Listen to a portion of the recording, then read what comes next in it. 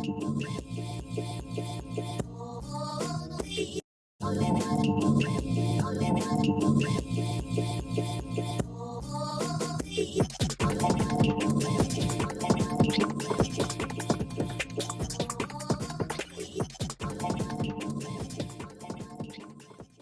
y'all. Yeah. Welcome back. Welcome back. This is episode 2 of the At Y podcast, a art and labor podcast, mainly centering around animation, but other things as well. We're multifaceted here. This episode, we got a guest.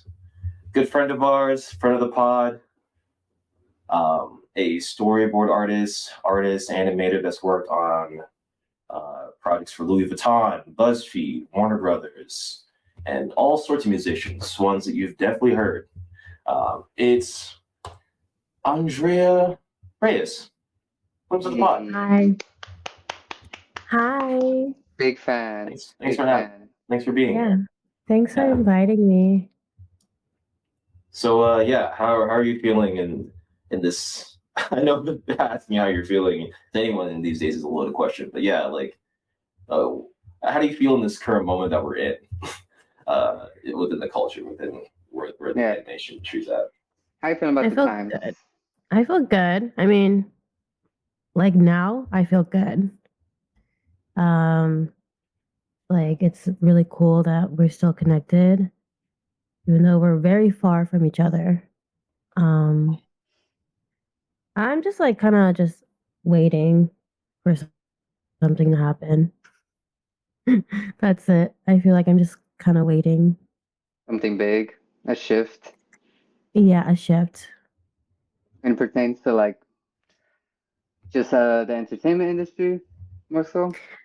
Yeah, mostly that. Also the election is coming up.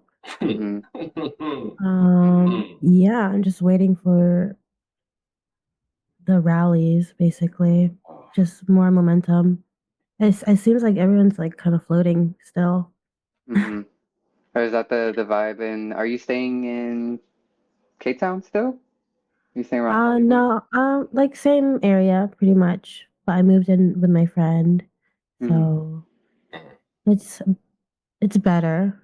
Better now. But I'm just it's kind of crazy. I'm just kind of not making art right now. I feel But this is that. art. This is art. This is art, and this is I've been talking to Jesse about this, and it's been a really good motivator. Like it's a good blast of serotonin and optimism because I felt the same way. I haven't that last year was very, very bleak for me in regards with art. Like I did not feel passionate about anything last year. I barely felt passionate about my own endeavors.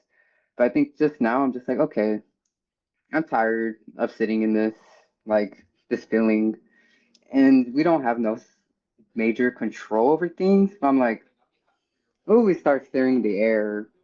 We start making it like a little tornado and see where that goes, you know? Yeah, honestly, yeah. Yeah, that's Oh no, the Drake that's the freeze. spirit, you know, Oh.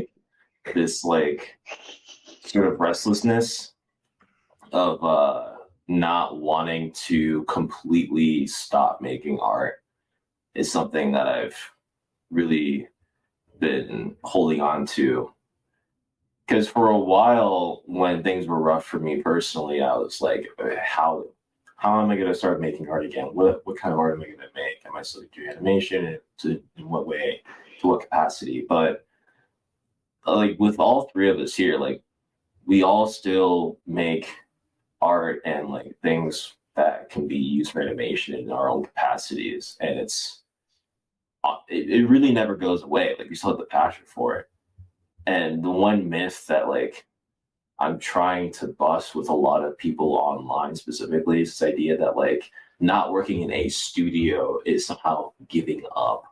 I had to DM someone the other day because they had this really intense thing in their story about how they did one last push because they worked too hard to not be in the industry. And I'm just like, hey, there's nothing wrong with getting a day job and animating and making stuff for animation gradually over time, because it's going to be manageable for you, not only financially, but also physically and mentally. Like having to work around like your actual life, scheduling wise, just makes a production more feasible to get through. And also, to me at least, it forces the idea that you have to work with other people. I've made animated clips for myself, and I hate doing it. I don't like doing it personally. I don't want to be the kind of person that's like, oh, I made this by myself. I toiled for how many hours and days and minutes, etc. Yeah. by myself on this auteur. I don't believe in that shit, frankly. You know? Yeah, especially for animation. Right. It's a Right. team effort. Yeah. So. Takes a lot of stamina. Right. Are you working right now with any studios? Are you doing any animation work right now? Me, no. Well, like, yeah, I'm doing freelance. I'm still working with Jillian Lihani on a like educational music video. It's taking a bit because it's very like it takes a lot of work to make a 3-minute video.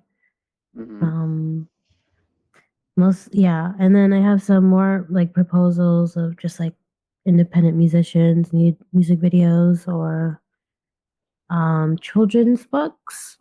So we'll see. It's but I'm just doing serving right now, Mm-hmm. which is Because nice. it's not like these animation gigs are paying enough either. Um, Yeah. I mean, I have a quote from a staff at Nick, and she was petrified to like go in and find out that the all the jobs in there were at minimum wage or even less of minimum wage. And I'm just like, what's the difference between that, and another job? Yeah. Yeah. That's what I noticed too recently at my serving job. Like I make almost the same as I did at BuzzFeed Weekly. Actually, Mm, about the same. Yeah. mm, Like but it's definitely like both jobs are hard physically mm, on your body. Like mm. it's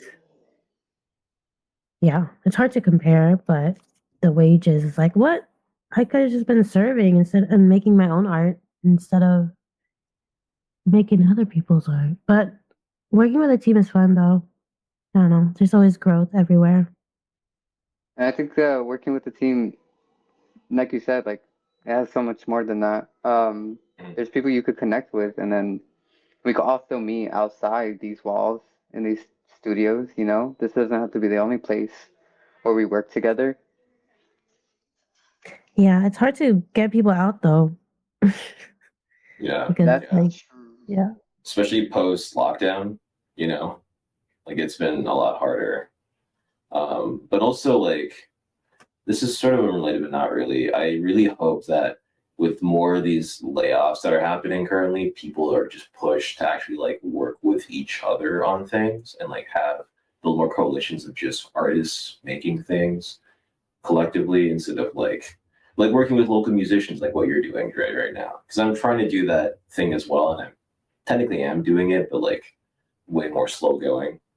Um, but it's I think it's just something that like more animators and people in the industry need to like adapt. This is like this idea of like wanting to like seek out like more lateral sort of development in the industry and in the crafts. Like instead of like trying to reach for this like pinnacle that doesn't actually meet the expectations that people have. It's like working together with people making something that they actually really stand behind as well. I think it's like something that it's been on my mind lately. And I assume I can't really speak for everyone else, but like that's something that's been driving me.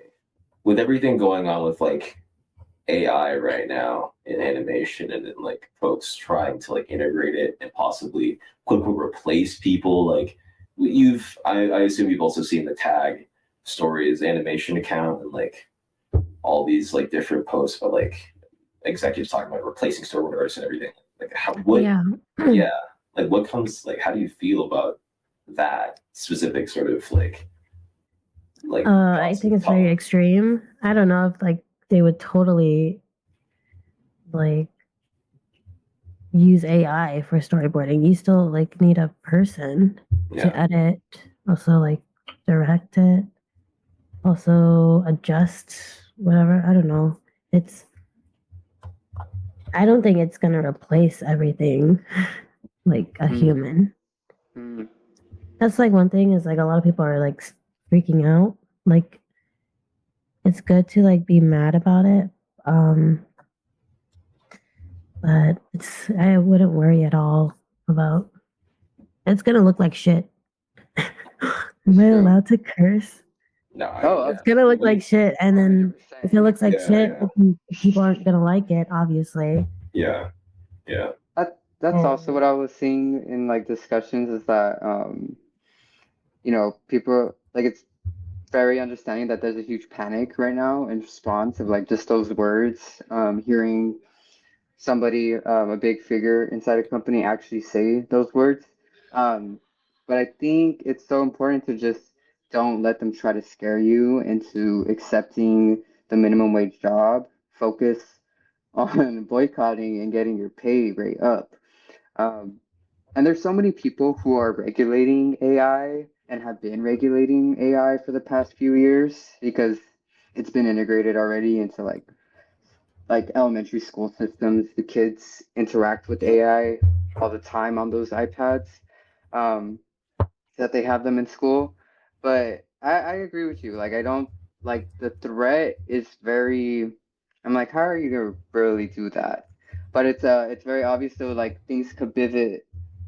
Everything right now is like it's like a compass, and it's like it's trying to turn into the right direction. But I think it's in our hands to make sure we don't just succumb to the threat of AI and then just start panicking and quitting because I think as long as we keep the numbers around, they're not going to mess with us, and that threat's not going to come into to flesh. But it's for a fact that they do want to bring AI in, and it's just like in what ways, but the guilds are focusing on regulating AI. Um, Well, I wanted to ask Dre, what got you into animation? um, specifically animation is because there was more jobs, I guess, or like Mm, more opportunities, and or I don't. Let me see. I don't want to like word this bad, but um, like I wanted to be an illustrator at first, but I needed to learn like tech skill to get me like more hireable mm. for like a company. I don't know, and flexible. So that's why I went to animation. I didn't like I wasn't really like a fan of animation, but I loved illustration. Mm. But I it's kind of hard to just at least yeah to be just an illustrator to like push it further, just animate your illustration, and then yeah, I'm always about like pushing it further. What And do you think do you think the roads are changing in regards with you and your relationship with animation? yeah, it's really just a tool. I don't feel like just an animator. Like I Mm. can do that, but I feel like there's more freedom in other places like music or fashion. Um, Animation right now is kind of what's it called? Just, I feel like there's not really much freedom in expression. Like Oh, it's yeah, absolutely gone. Especially when you just started to say, you were looking for work and the way that the times have aged, like how that sounds now, knowing how little work there is available in the industry now. Um, so I think it's like, yeah, let's acknowledge too that we're multifaceted folks Mhm. and that animation is like also another stem of just like expression, but like that's why we turned to this, right? Because we always saw fun, cool shit coming out of it. We saw like all this experimental stuff coming out of it. Um, and you know, there's the animation community, and then there's the animation industry. The animation community is always going to be pushing out cool stuff. We all know independent animators, experimental animators who are still making their own stuff and working independently with others. But the animation industry itself, yeah, no, it's not. It's not appealing at all to want to work for. You've got two options in the industry. You've got uh, uh, fight. You got make him fight or make him do goofs. You got Abbott and Costello, and then you got like fucking Jackie Chan or Jean Claude Van Damme or like, and then insert IP on top of that as a skin, like TMNT, like as a skin for yeah. So some Jackie Chan like coordination or like Jean Claude Van Damme coordination or just some sort of martial arts to make people feel like, oh, look at how much like make me feel cool about being an animator. Like, oh, I put all this work in. Like I'm like the best because I put all this like work in a storyboard.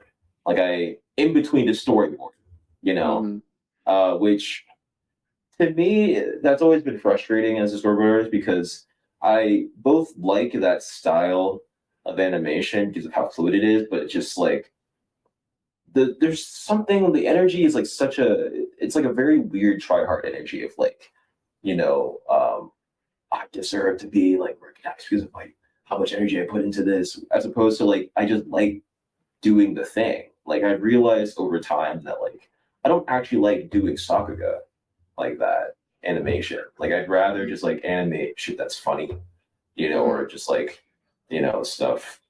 Have you ever thought about looking into like, you know, nonfiction animation, just stuff about like journalistic stuff? And this is all to say that like the idea that like people attach so much of their worth as a person off of like the methods and like the means of like making a certain animation what it is just seem inherently toxic as opposed to just enjoying the craft and kind of letting whatever sort of value come out of like what you enjoyed about the process. You know? But speaking of AI, I got a video queued up to watch. It's I don't know if y'all remember hearing about Hayao Miyazaki reacting to like an AI animator's presentation. Oh yeah, I remember. Yeah, I saw the video. Okay, yeah.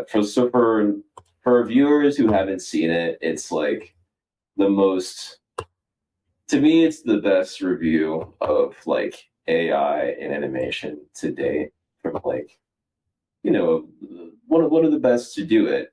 It kind of just sums it up. And some parts of it aren't like there's some ways in which he goes about kind of tearing down an AI that feel a bit odd and ableist, but we'll get into that later. But yeah, here's the clip. 人工知能で動きを学習させた CG を見せてくれるそうです。これ踊ってるように見えますけど、でこれは早く移動するっていうのを学習させやすいんですね。これ頭を使って移動してるんですけど、基本通貨とかないし、頭が大事とかってない。Why is it like scary? Why did they pick a dead body? その気持ち悪くて、動きに使える。Oh. 人工知能を使うと、多分人間が想像できない気持ち悪い動きができるんじゃないか。こんなことをやっています。I have a comment on that, but I'll let this pass before I start talking. 実際には、毎朝この頃会わないけど、身体障害の友人がいるんですよ。そのハイタッチするんだけど大変なんです。彼の筋肉がこわばってる手と僕の手でこうハイタッチする。で、その彼のことを思い出してね、僕はこれ面白いと思って見ることできないですよ。これを作る人たちは痛みとかそういうものについてね、何も考えないでやってるでしょ。極めて不愉快ですよね。そんなに気持ち悪いものをやりたいなら勝手にやってればいいだけで、僕はこれを自分たちの仕事をつなげたいと全然思いません。極めて何か生命に対する侮辱を感じます。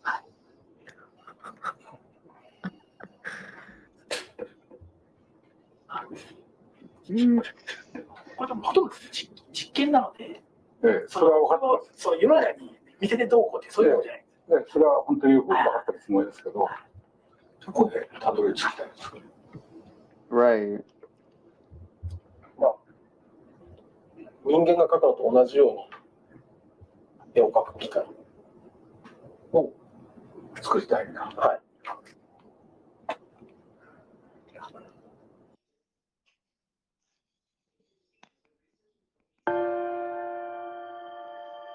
The music.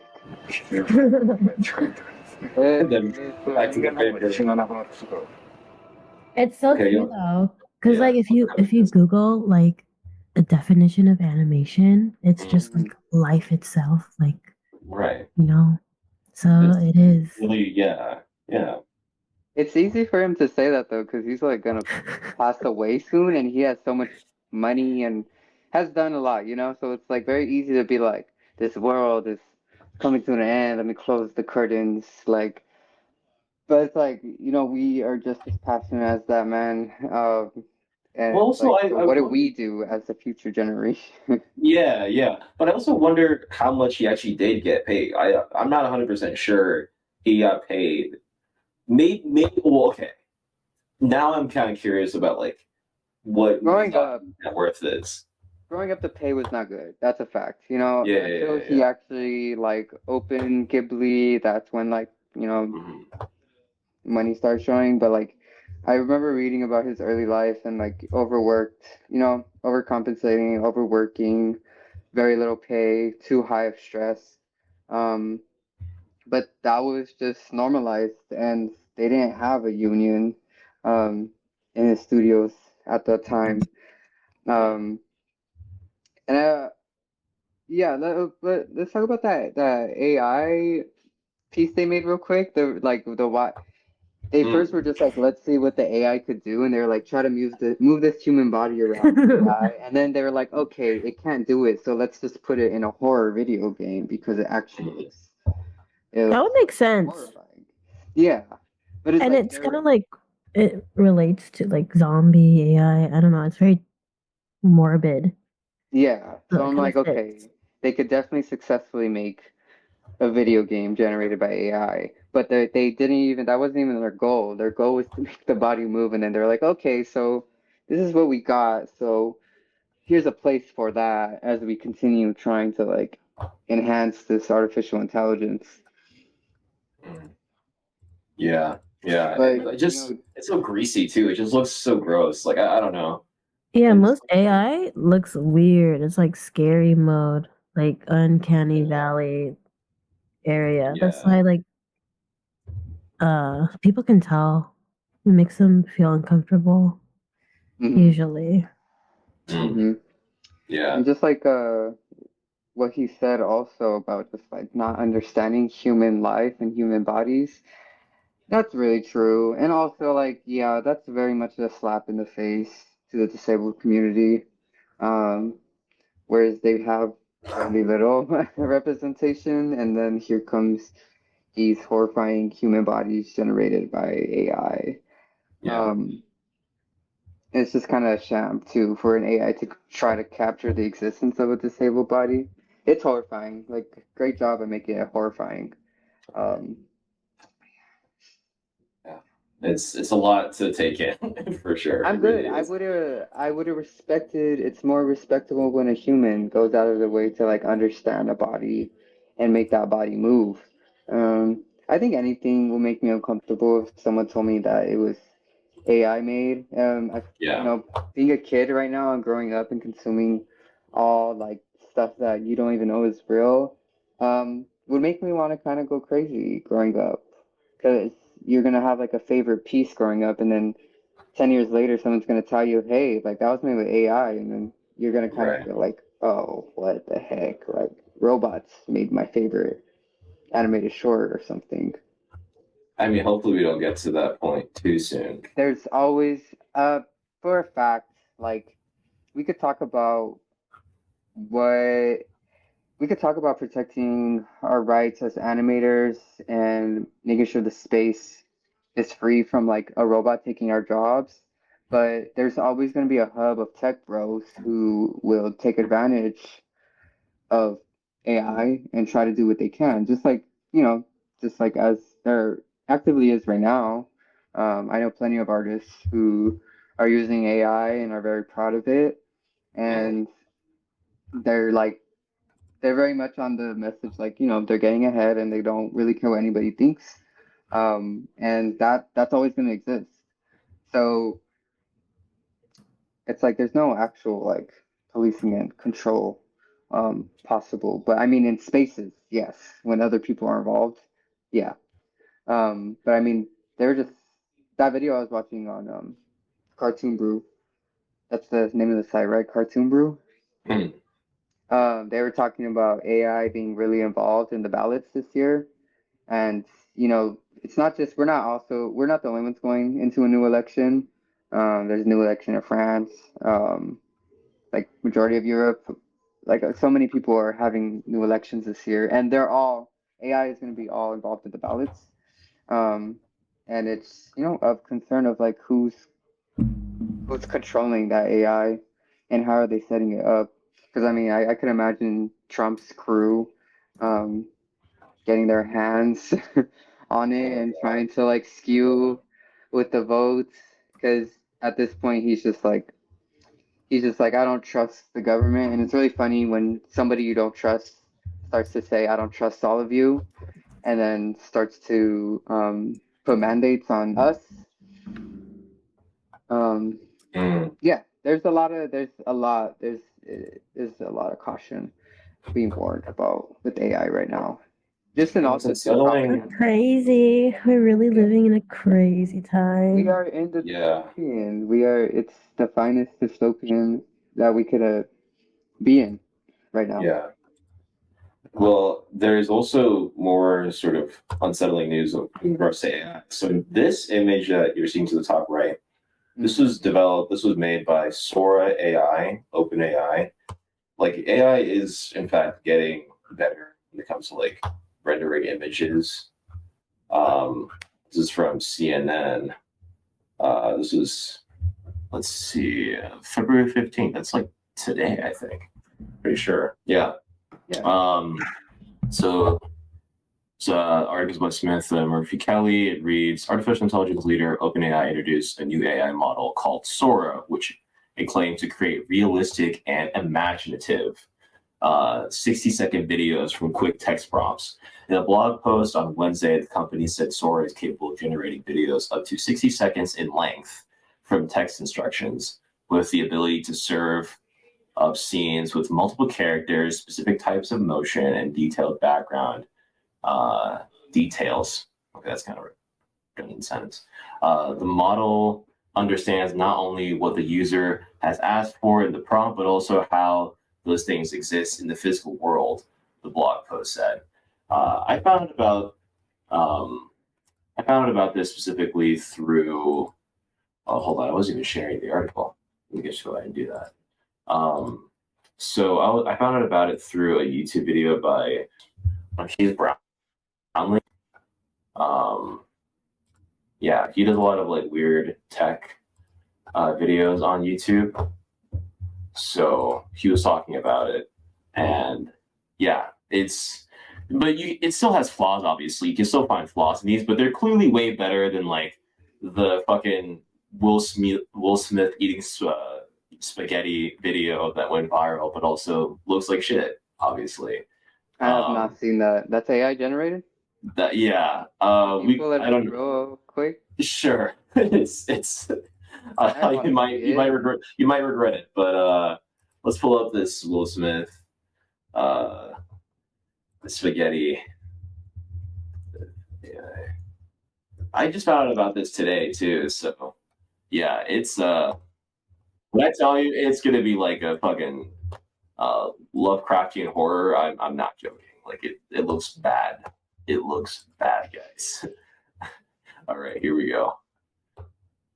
Whoa.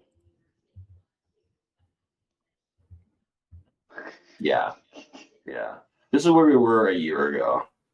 And we've gone from this to what we saw on that CNN article about Sora AI. So it's like things just like melt into each other. It's so terrifying. Yeah. I'm gonna have nightmares tonight. Oh man, I'm sorry. I can only say I warned you. Yeah, you did warn me. Oh my God, I couldn't even imagine. Yeah, that was more terrifying than I could imagine. But yeah. Dre, going back to you, so you got into animation. You go to school for animation? I went to like community college after high school for like 4 years, like three and a half, 4 years. And then I took classes at Art Center, like the nighttime classes. And I got rejected at Cal Arts my first time. And then I got in my second time. Yeah. I chose that one because it's like, if I'm going to drop a lot of money, I better pick the top one, I guess. Right, the one with all the connects. Right? Oh, so you got rejected the first time. What were you feeling like you were like, I'm gonna apply again? Like you were just, I'm just gonna do the whole sketchbook all over again, and then hopefully there's some growth and I get accepted. Yeah, and it shows, like, definitely my first time trying. It was, I'm glad I got rejected, basically. Yeah. Wait, what was the question? Oh no, I just asked you if you went to school. Do you feel like school is required for animation? Do you feel like, not to say ask, do you regret going to school, but do you feel like that's the only way to go about it, or what exactly? How do you feel when you reflect on art school? No, I don't regret it. Maybe I could have just stayed like 2 years, but I would still be like in like hella debt, like either way. So I was like, I should just get a degree. Like me and my sister are like the only like first people to get a degree in my family. So it's like, why not? Because you can teach after, kind of, I think, if you get a degree. A degree could definitely help you become a teacher. I was actually looking into that over here. I don't have a degree, so I would have to go get a teaching license if I want to teach here in New York. Um, but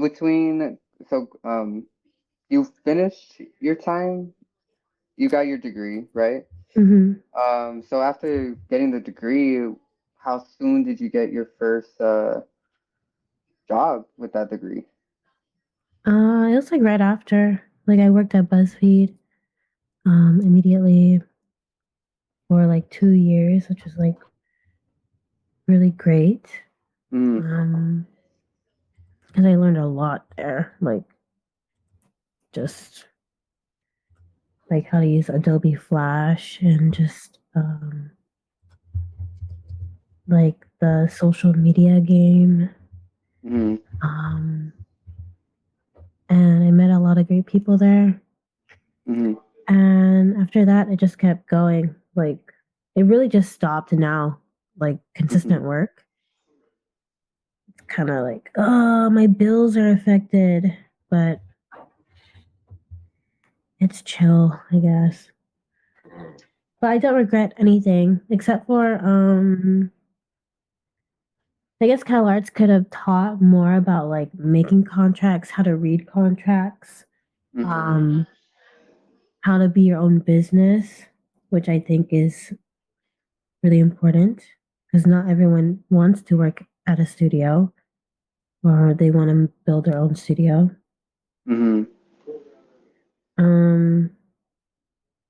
Yeah, I think the business part is what lacked at Cal Arts.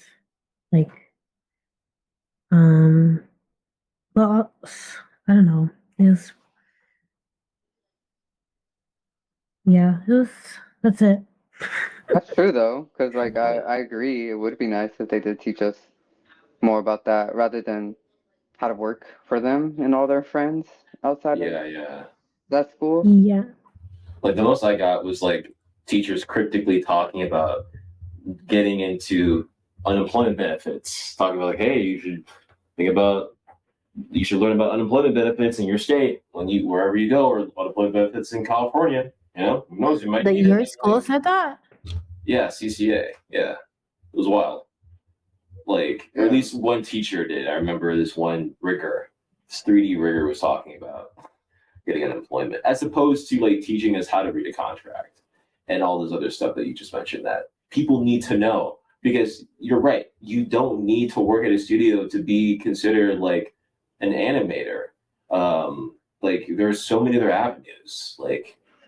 So like even making ads, like looking and working with local businesses to make ads or like idents online. There's so many different ways to do it, and you can still make your personal stuff on the side as well.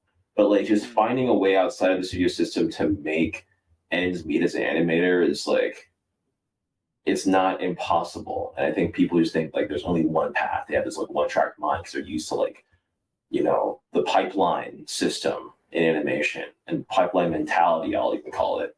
Where it's like you did this one specific thing, your portfolio has this specific thing all throughout, and you're hyperfixated on like appeasing these studios, and you do your best at it. And if not, well, then go fuck yourself, I guess.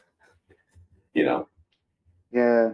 It's it's honestly, when I think about it, it's also such a privileged um field to get into.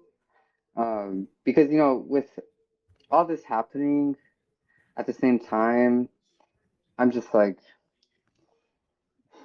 but there's definitely like a sense of privilege I feel with, art is all I know how to do great, I didn't succeed or thrive in any other subjects, so I stuck to what I was best at.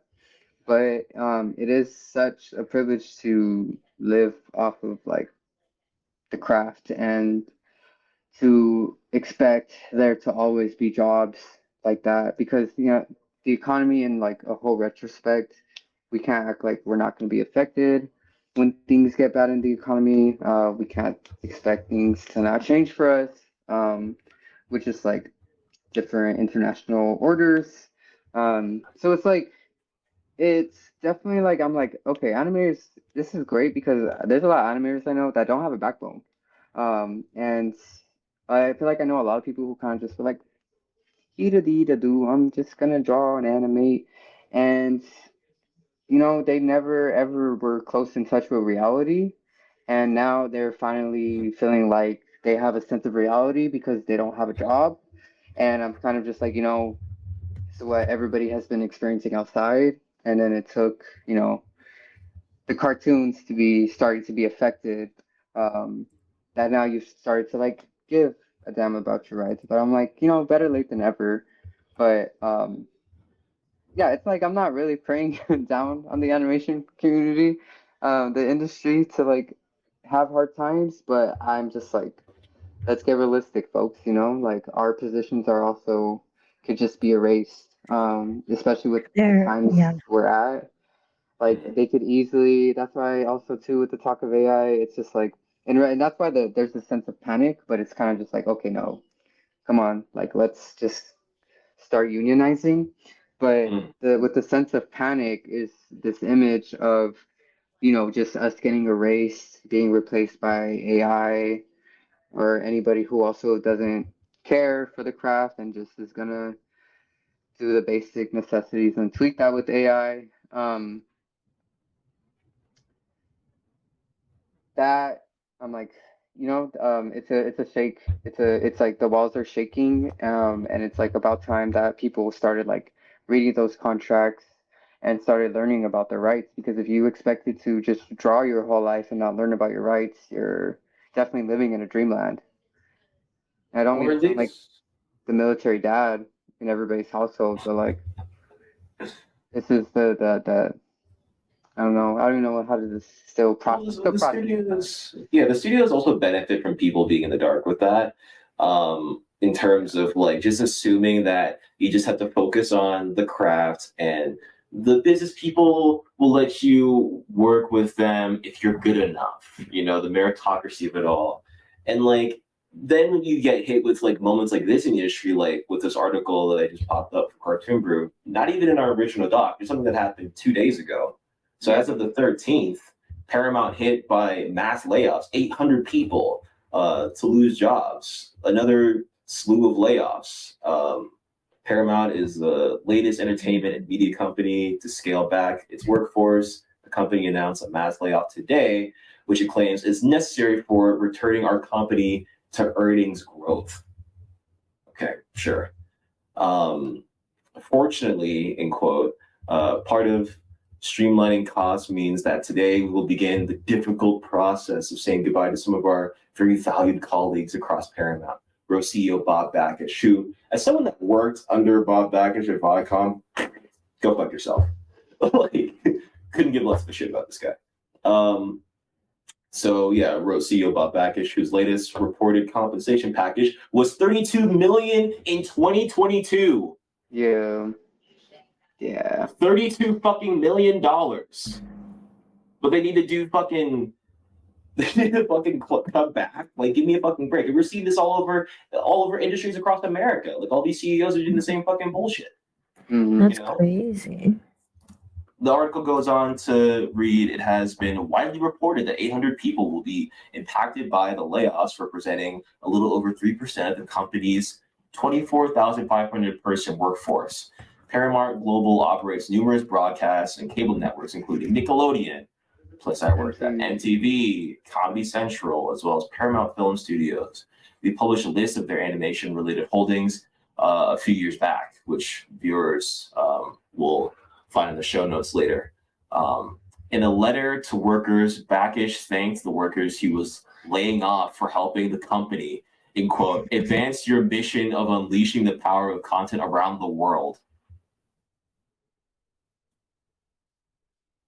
That sounds evil. Like how that's like cartoon language of an evil person.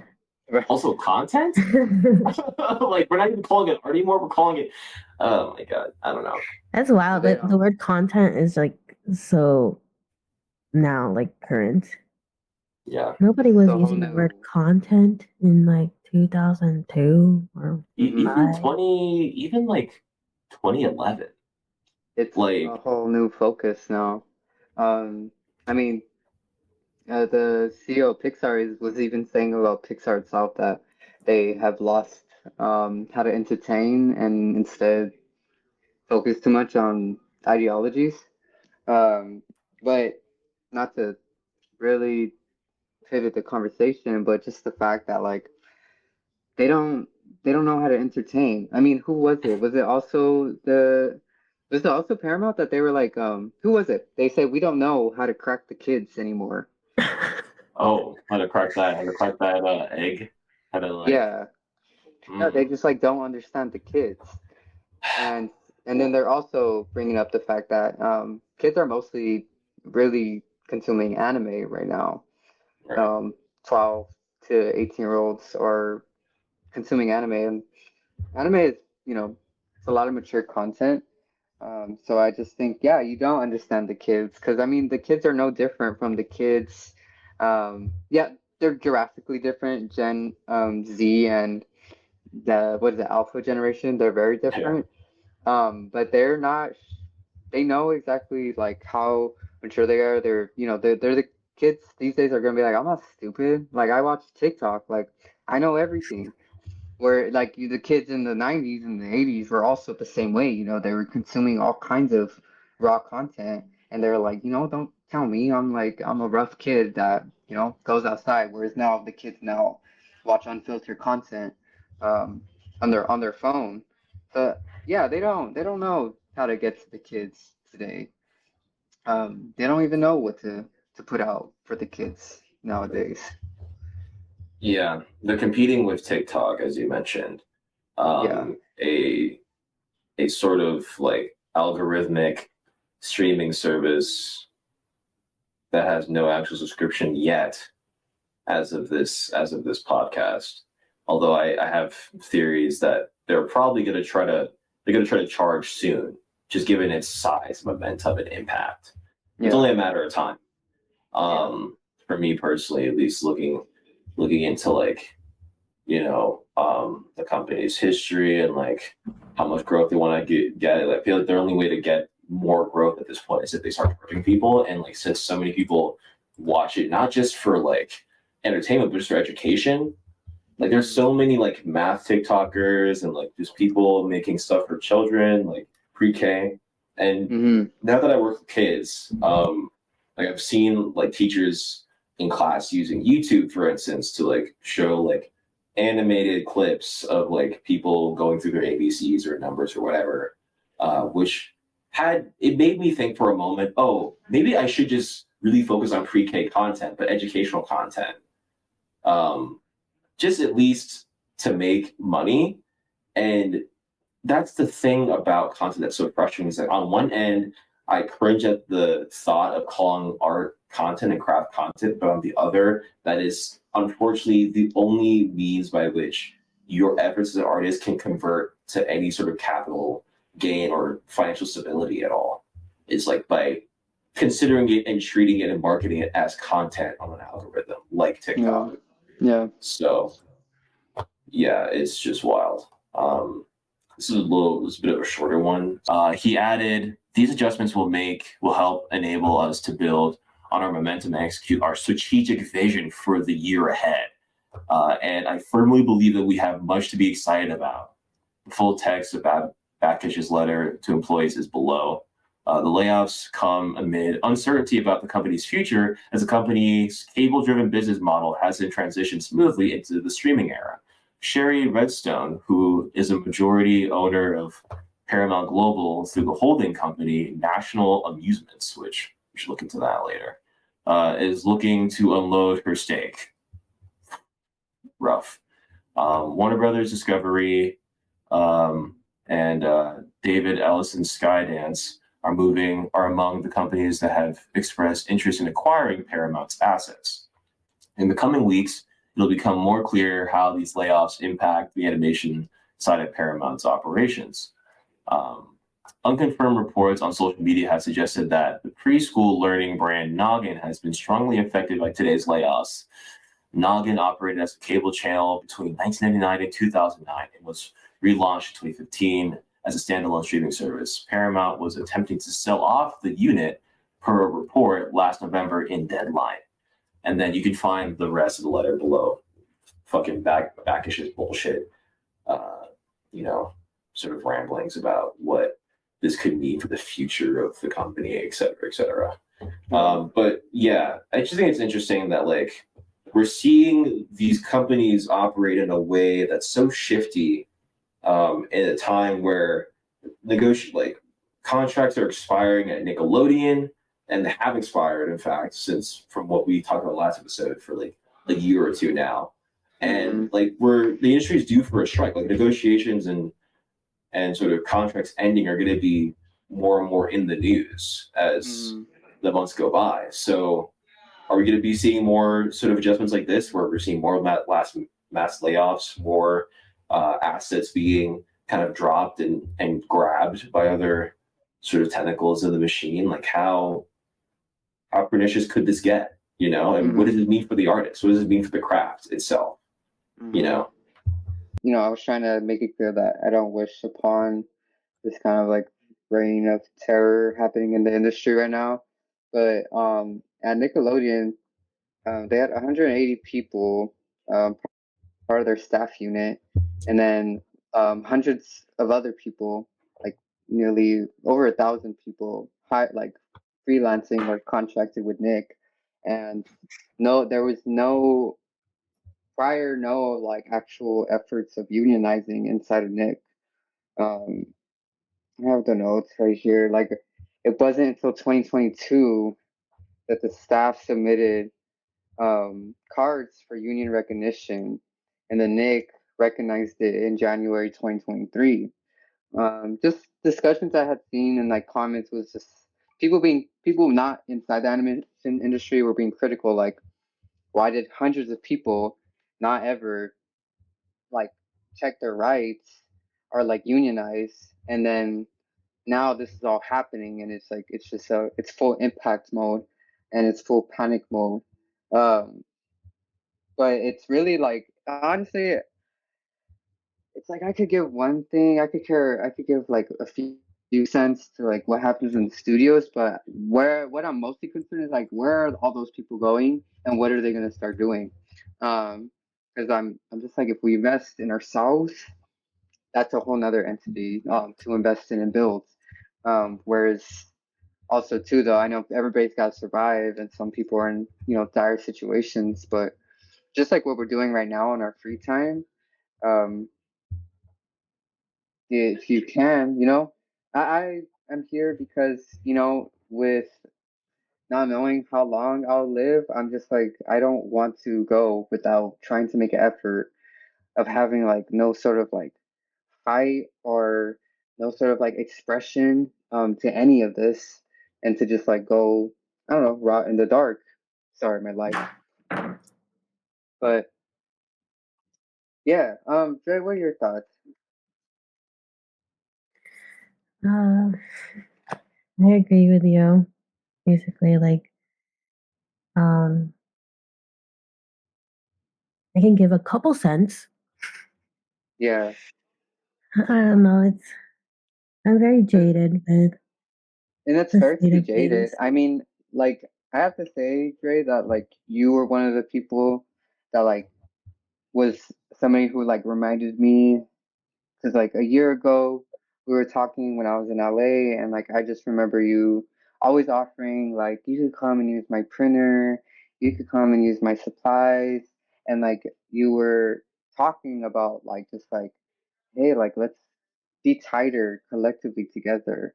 And I remember you like creating discords for like our other animation friends or people who just like were into our period, just to like engage and talk and to like continue uplifting each other and to try if anybody had the resources to invest in each other.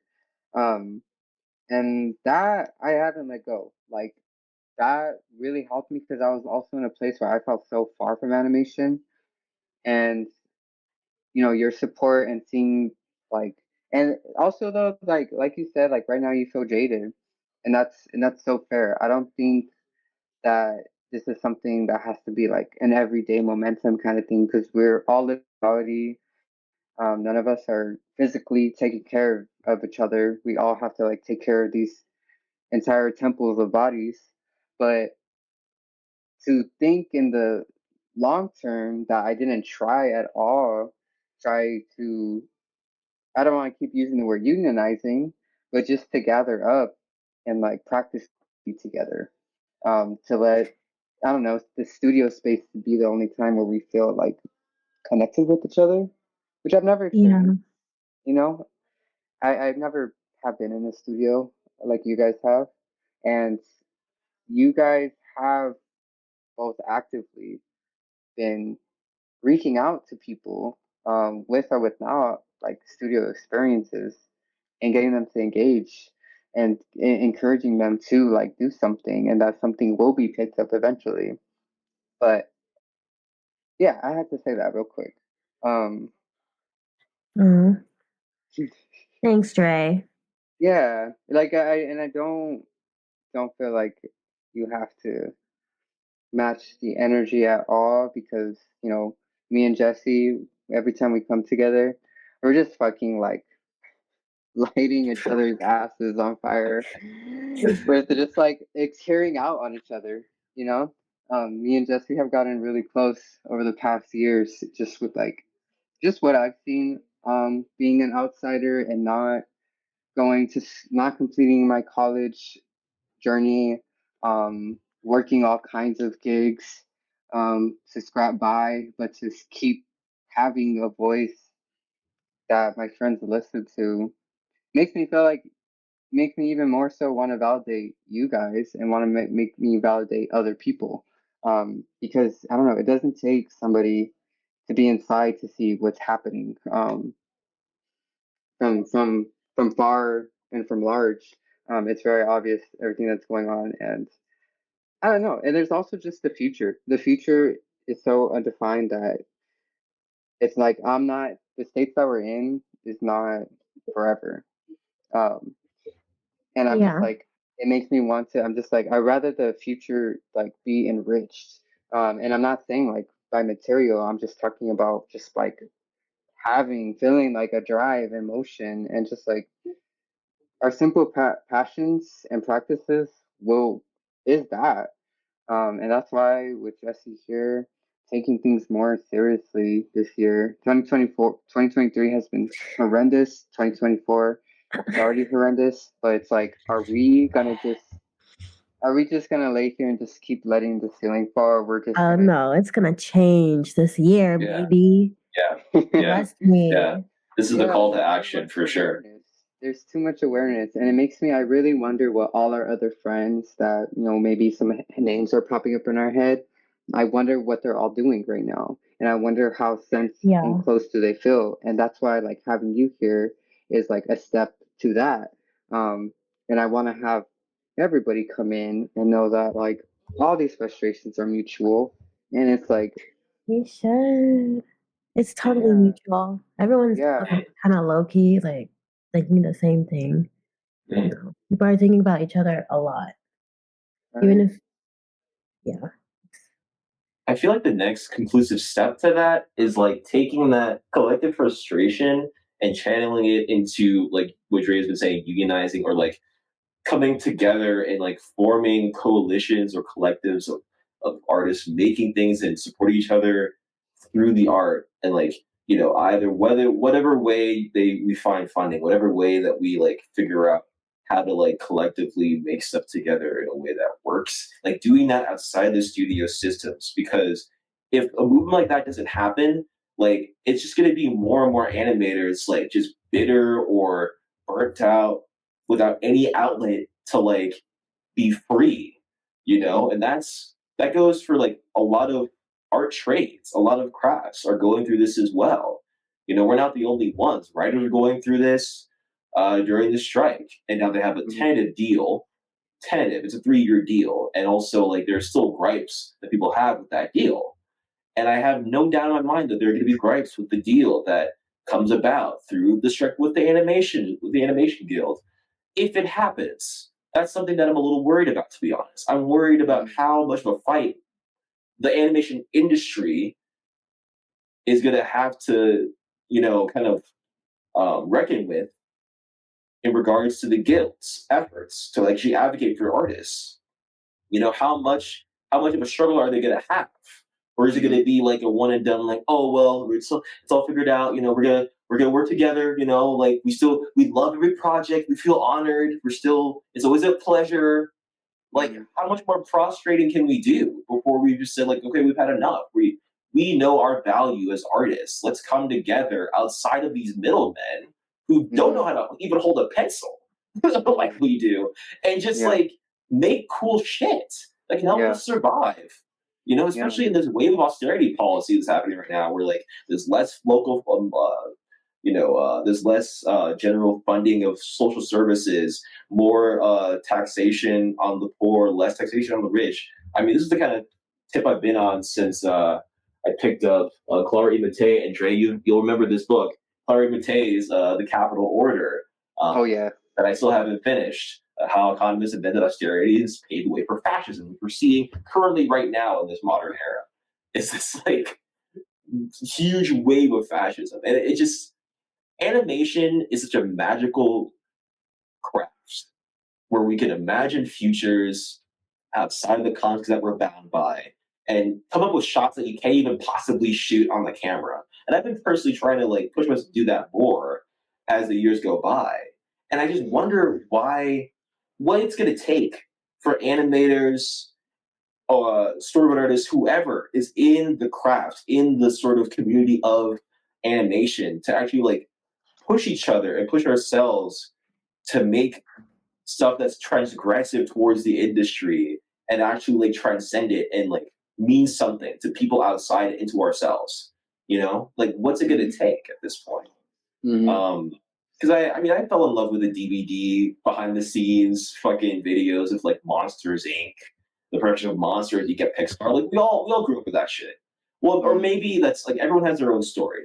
You know, maybe it's not the same for everyone, but at least for me, that was the sort of myth, right? Like, oh, maybe one day I'll drive around fucking Pixar, like fucking John Lasseter in his little scooter to a fucking pitch meeting or some bullshit. Mhm. But the reality is, like these jobs now aren't paying enough for people that live in LA, for instance, to actually make it.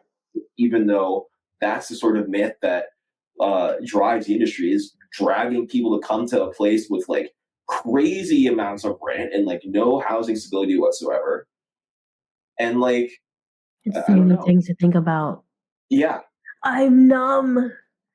It's so many things. Everything's so connected. Like just the housing issue, wages, and your rights, your entertainment ownership, like your art rights. It's so Mhm. many things. Also expression What too. do? Like nobody could really express their opinion without getting threats. Just like anybody being pro Palestine, they can't say that without feeling like they're gonna get in trouble. And it's also very dehumanizing because people are trying to process what they're seeing, and um, they don't want us to talk about it. Just like they don't want us to talk about a lot of things, not even just when it comes to us ourselves living inside this country. They don't want to hear it. And that's what the thing too is that they want us to settle for these low wages. Um, I'm thinking a lot about the right to work law, um, because you guys know the law, the right to work law. What is that? So, So it's a state laws that prohibit union security agreements between employers and labor unions. Um, so basically, there's 26 states that have the right to work law. And so basically the reason why they have these laws, and I could say them real quick, these states include Arizona, Alabama, Arkansas, Florida, Idaho, Georgia, Indiana, Kansas, Iowa, Kentucky, Michigan, Louisiana, Mississippi, Nebraska, Missouri, Nevada, North Dakota, South Dakota, North Carolina, South Carolina, Oklahoma, Tennessee, Utah, Virginia, Texas, Wisconsin, and Wyoming. So, like, thank goodness, California. Um, oh, Nevada is in that. Wait, was Nevada in that list? Yeah, Nevada's in that Nevada list is for in fact in Jesse. that list. It's Yes, grim. Yeah. so red lights on for Jesse. New York doesn't have them, but yeah. So basically, it's a good thing for corporations to exist in states that have the right to work law, because the right to work laws, um, in their eyes, it improves the economy, the economic growth, and keeps workers in high competitive workspace. So basically, it just prevents you from unionizing. If you do unionize, you're gonna have to go through great hurdles and efforts, and it's gonna cost a lot on you to create a union.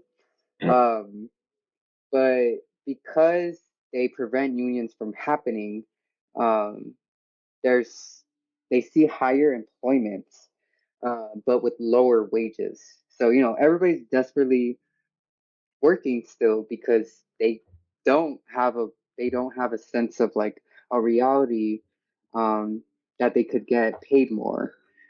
So that's why I talk about like this is it's really on folks who are in privileged states to kind of utilize and radicalize workers in other states. Um, this is kind of like parallel to like the emotions I feel towards like California is such a and California is such a safe state for trans folks, but what the other states can be for trans folks, but they're not, because of all the anti-trans bills that they're passing. Um, but that's why I'm thinking like here we're seeing people in Nick, they're unionizing. They should have unionized sooner for sure. Um, but it's like even the privilege of being able to unionize, like we're seeing the battle that you're still having to face. And I'm just like, what what are the results going to be, you know? And that's something we're still pending to see. Like, even if like these unions can make an impact. Well, we've seen unions make an impact, you know? But it's just the fact that states themselves already exist with right to work laws. So as much as we want to perceive, you know, things blue and red, which also the blue is bad also, but we want to see a blue state as like a safe haven. It's just like these states actually want to be like these other states, and that's why we're getting a lift out of like the CEOs that run these facilities that we I don't know, we dreamed about, you know, we admired, and now we're getting this like nasty taste. But it's like when we look at the founders, it's actually quite clear to me, you know. When we look at the foundation of Nick, it's quite clear, you know, it wasn't an animation studio to begin with. Disney, evil. Well, Disney specifically, it's like it was a business savvy guy basically taking advantage of an artist, but also with some drawing ability himself to try to like make like essentially like a 1930s style startup. It had startup energy all over it, you know, from the way that they worked, the way that fucking Disney tried to fuck Iwerks over with the rights to Oswald. If folks that are into their animation history will remember, like everything about how Disney was formed and like the ethos behind it was just sinister. And as someone that works and lives in that right to work law, yeah, it's dire. Like every job I've had out here, basic day job, it's been like the pay is fine, but the work is grim. The pay is shit.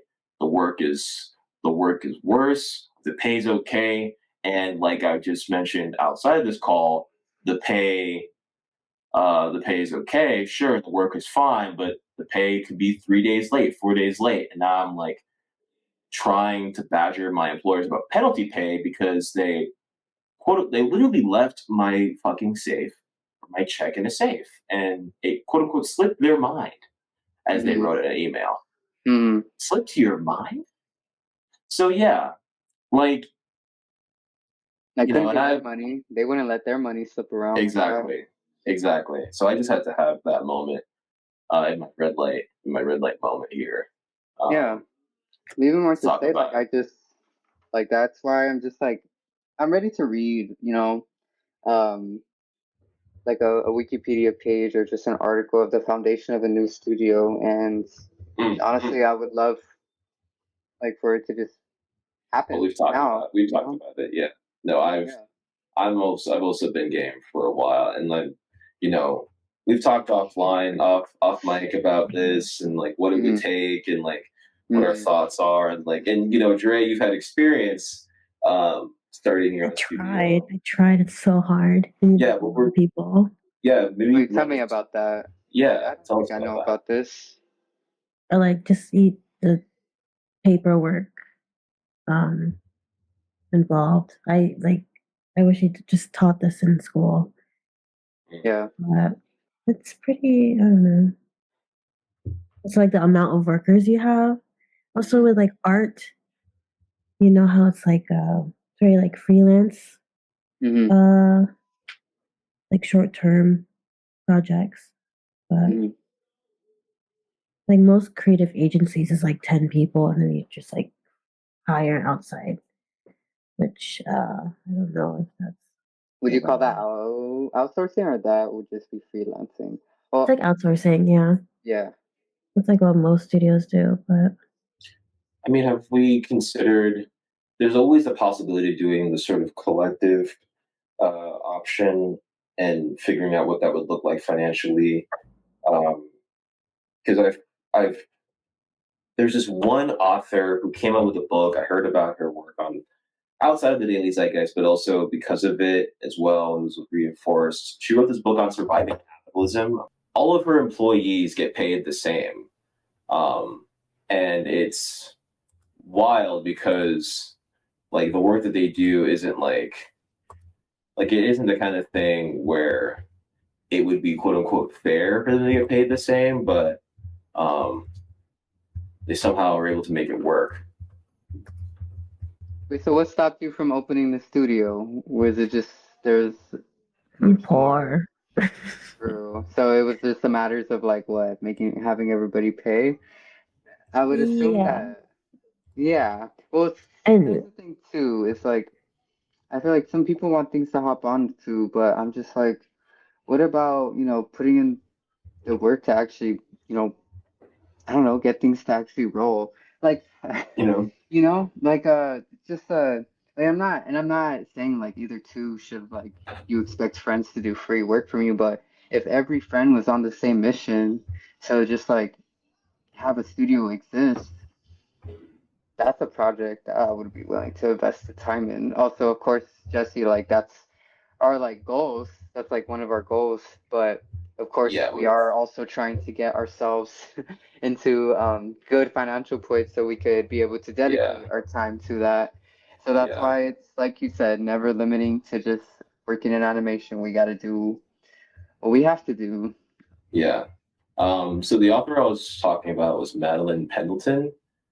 She wrote this book, I Survived Capitalism, and all I got was this lousy t-shirt.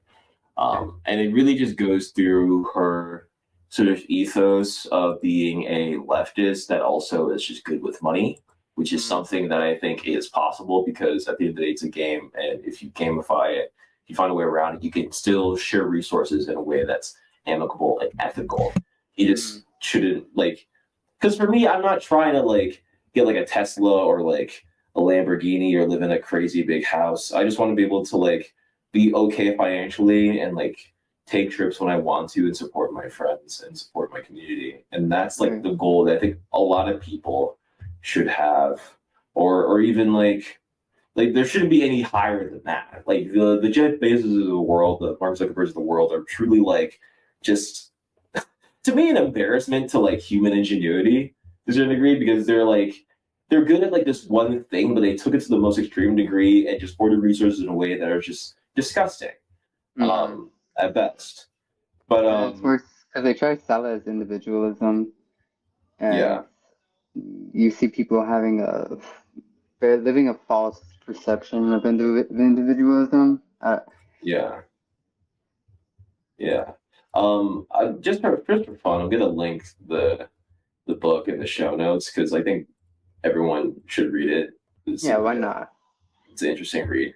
But going back to like ideas for studios, like I've always there's nothing to say this. I don't think there's anything wrong with like even starting with like stuff for TikTok, just short stuff just to get the name out there, like low effort stuff. While a studio would look for work with like a sort of a client, and do more commercial stuff. Just there are ways around it where like we're not burning ourselves out, but just these are the sort of conversations that all certain artists I hope are having with each other. Where they're like, okay, how can we do our own thing in a way that makes sense and works for all of us, and works for at least enough of us? Like, who can we turn to with an example of this? Because I know a friend of mine was showing me this TikTok of some guy starting an animation studio and all this other stuff. And it was supposed to be encouraging, but then I looked into them and then like they ran out of money as well. And I think it comes down to like intention. Like if you're intending on like it being like a major, like super high 10x plus corporation with like no cap on like the amount of earnings you want to get and like all sorts of crazy stuff, then yeah, like there are very high risks to that sort of path, that sort of like pipeline. But if you're just trying to like work with people on a semi-local or local level and making enough to at least have a little extra in our pockets while we like figure our stuff out and just like get the name out there, whatever the name is, whatever the collective is, then I think that's like at least a good start for a lot of people, not even just us in this call or just like, outside of the call, but like Mm, for everyone. I think everyone should be like thinking about ways to like either use Patreon to like form stuff together.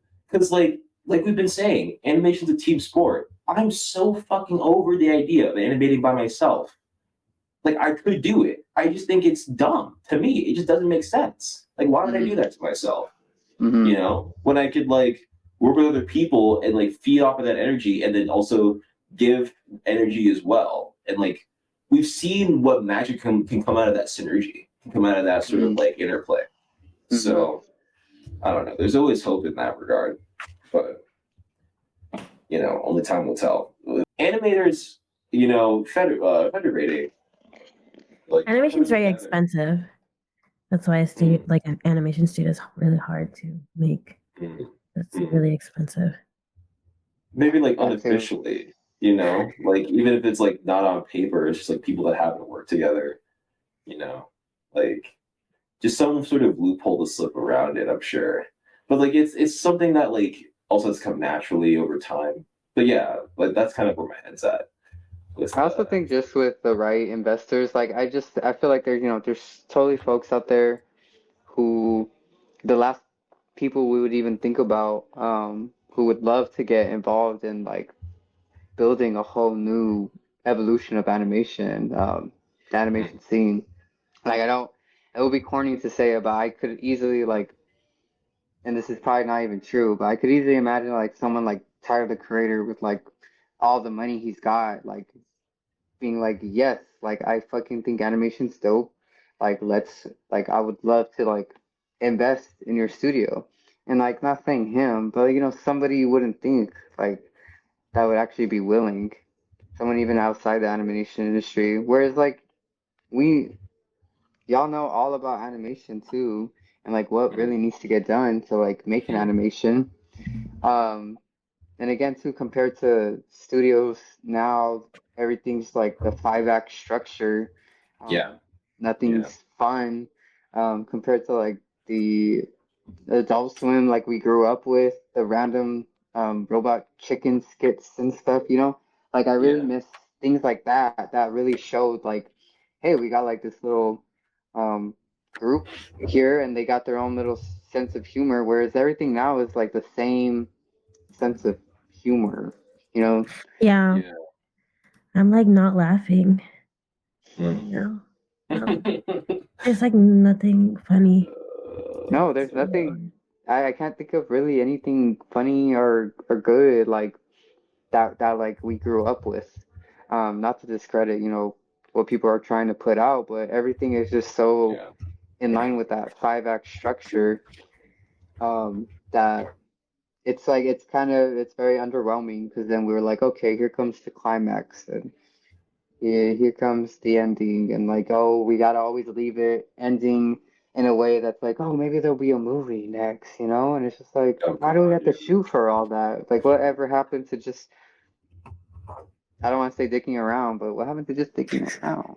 What happened to just I mean, this is why I think like if this would really be a thing, I would shoot for us to do like something on TikTok because it's just like the kind of place where you could just throw something on the wall and then like if it's 66 it doesn't and like I think I recommend a lot of people do this where it's just like just come together with people and just make stuff for like these algorithmic things because then like you're not overthinking about the structure or whatever, you're just like expressing yourselves with other people and like having like a group project and all the money stuff, all the paperwork for me, like I don't know.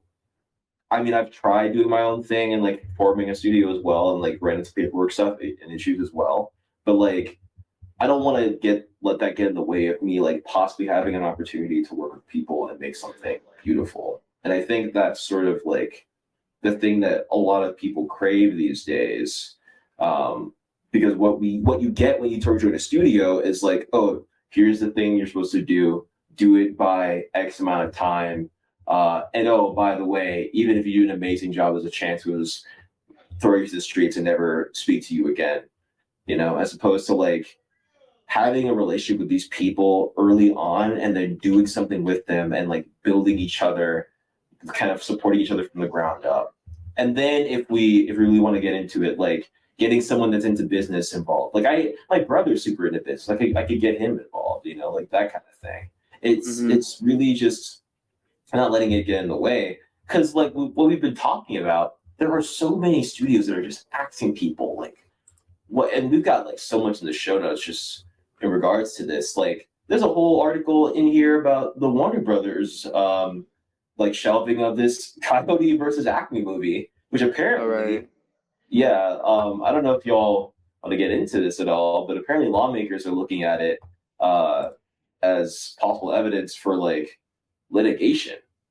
So Warner Brothers completely shelved an almost complete movie titled Coyote versus Acme. Right? It was going to be the idea is genius, like years in the making type of like sort of payoff, where it's like the Coyote from the classic Looney Tunes is suing Acme for devices just not working. In regards to him trying to catch Roadrunner, the classic bit of him trying to catch Roadrunner, you know?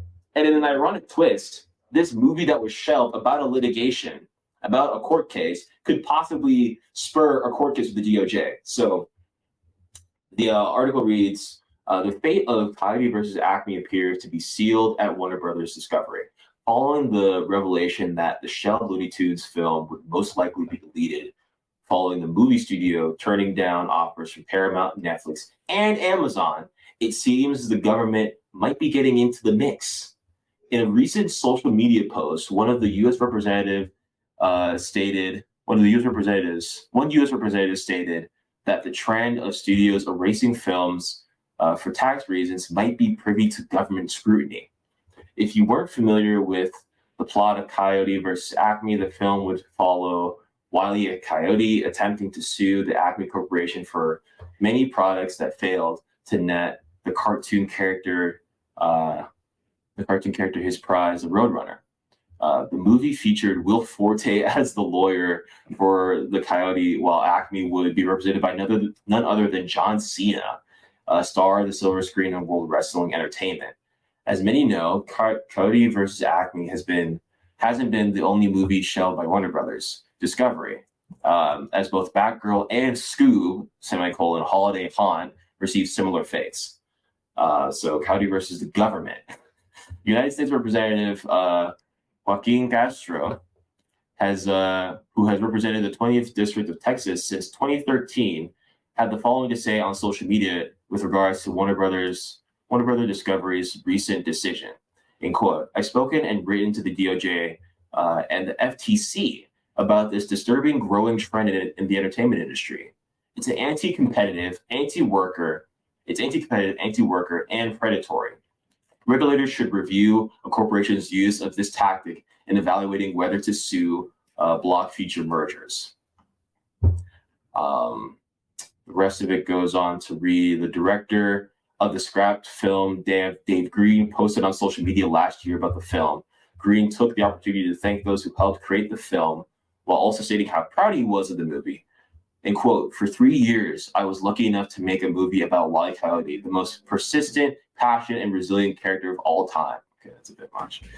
"I was surrounded by a brilliant team who poured their souls into this project for years. We were all determined to honor the legacies of these historic characters and actually get them right along the ride.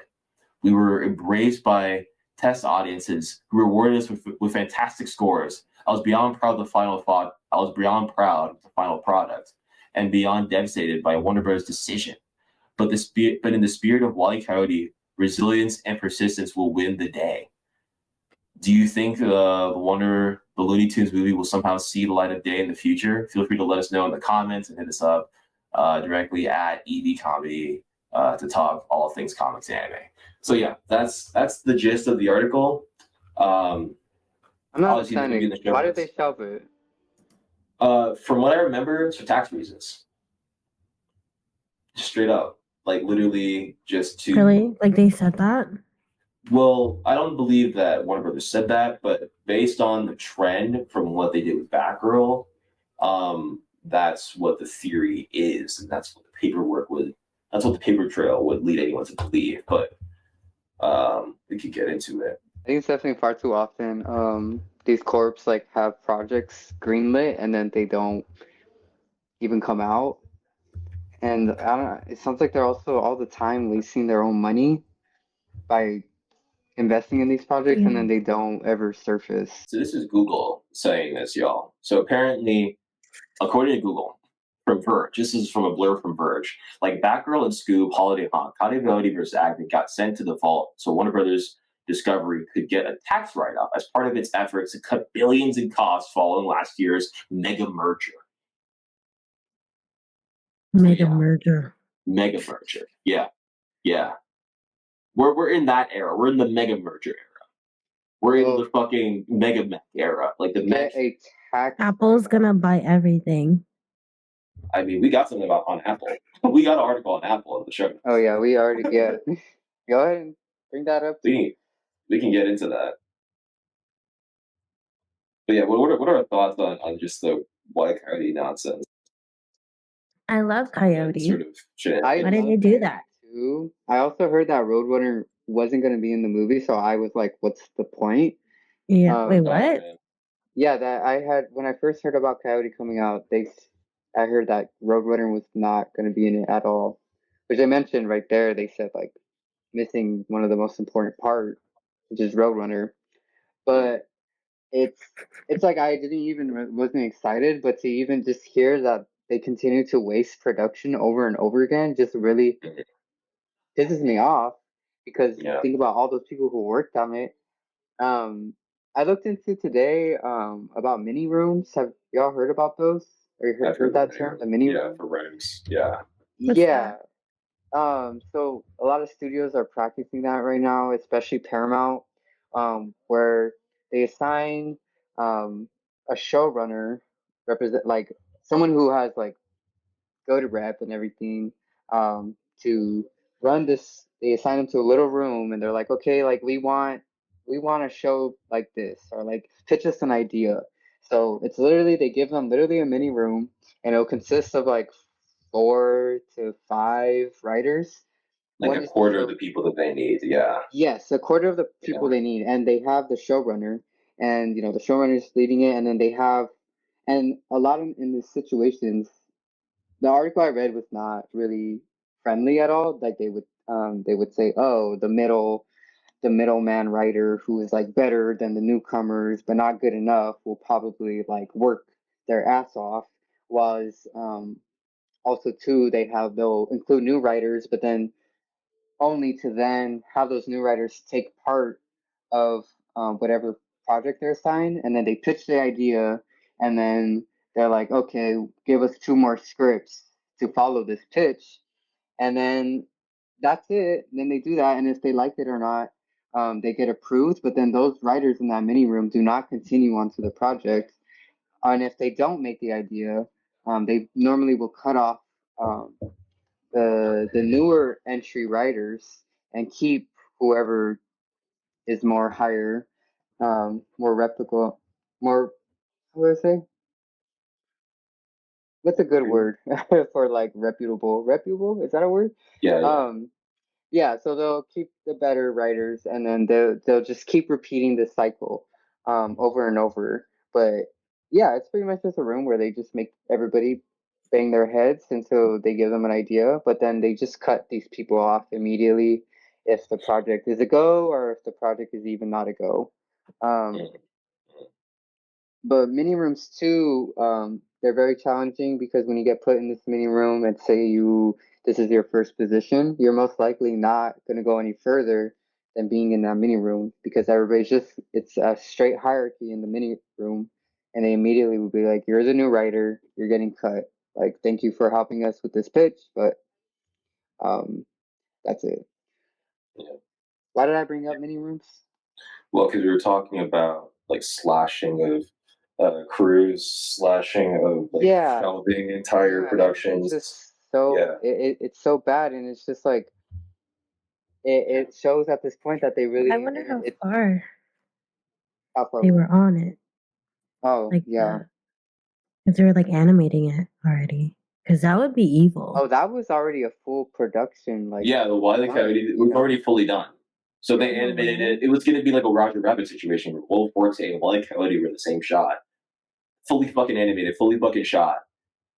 There are clips. It's gonna be released. I feel like it's gonna be released. It has to be. Got it. Honestly, for any viewers of the podcast, we gotta put a hashtag. we gotta do like Coyote v the government, you know, like Coyote v like Warner Brother Discovery, because that's the real. That feels like that would be the subtext of the film anyway. You know, like it really does feel like Warner Brother Discovery is like the Acme in this story, in this sort of allegory. Mm. Yeah, it's really fucking disgusting. And But speaking of this, how many projects last year got cut, you know? Weren't they supposed to do a Bone adaptation? And they already, like, they did the green light for that, and then nothing happened, Yeah. and they canceled it mid-production.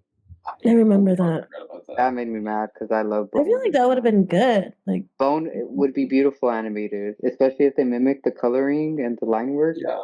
Yeah, unbelievable. What are you guys I when mean, are you gonna take risks? Where are the risks? When are they going to take risks? Well, that's why it's up to people like us to take the risks, because they have Yeah. all this. They have so much to lose in their mind, Yeah. whereas people like us don't. Like we're still like in the quote unquote bottom of the toilet hole. Yeah. And like for me, that's why I'm so desperate to get like. I even talked to this one animator out here about working together with her, and she's into it.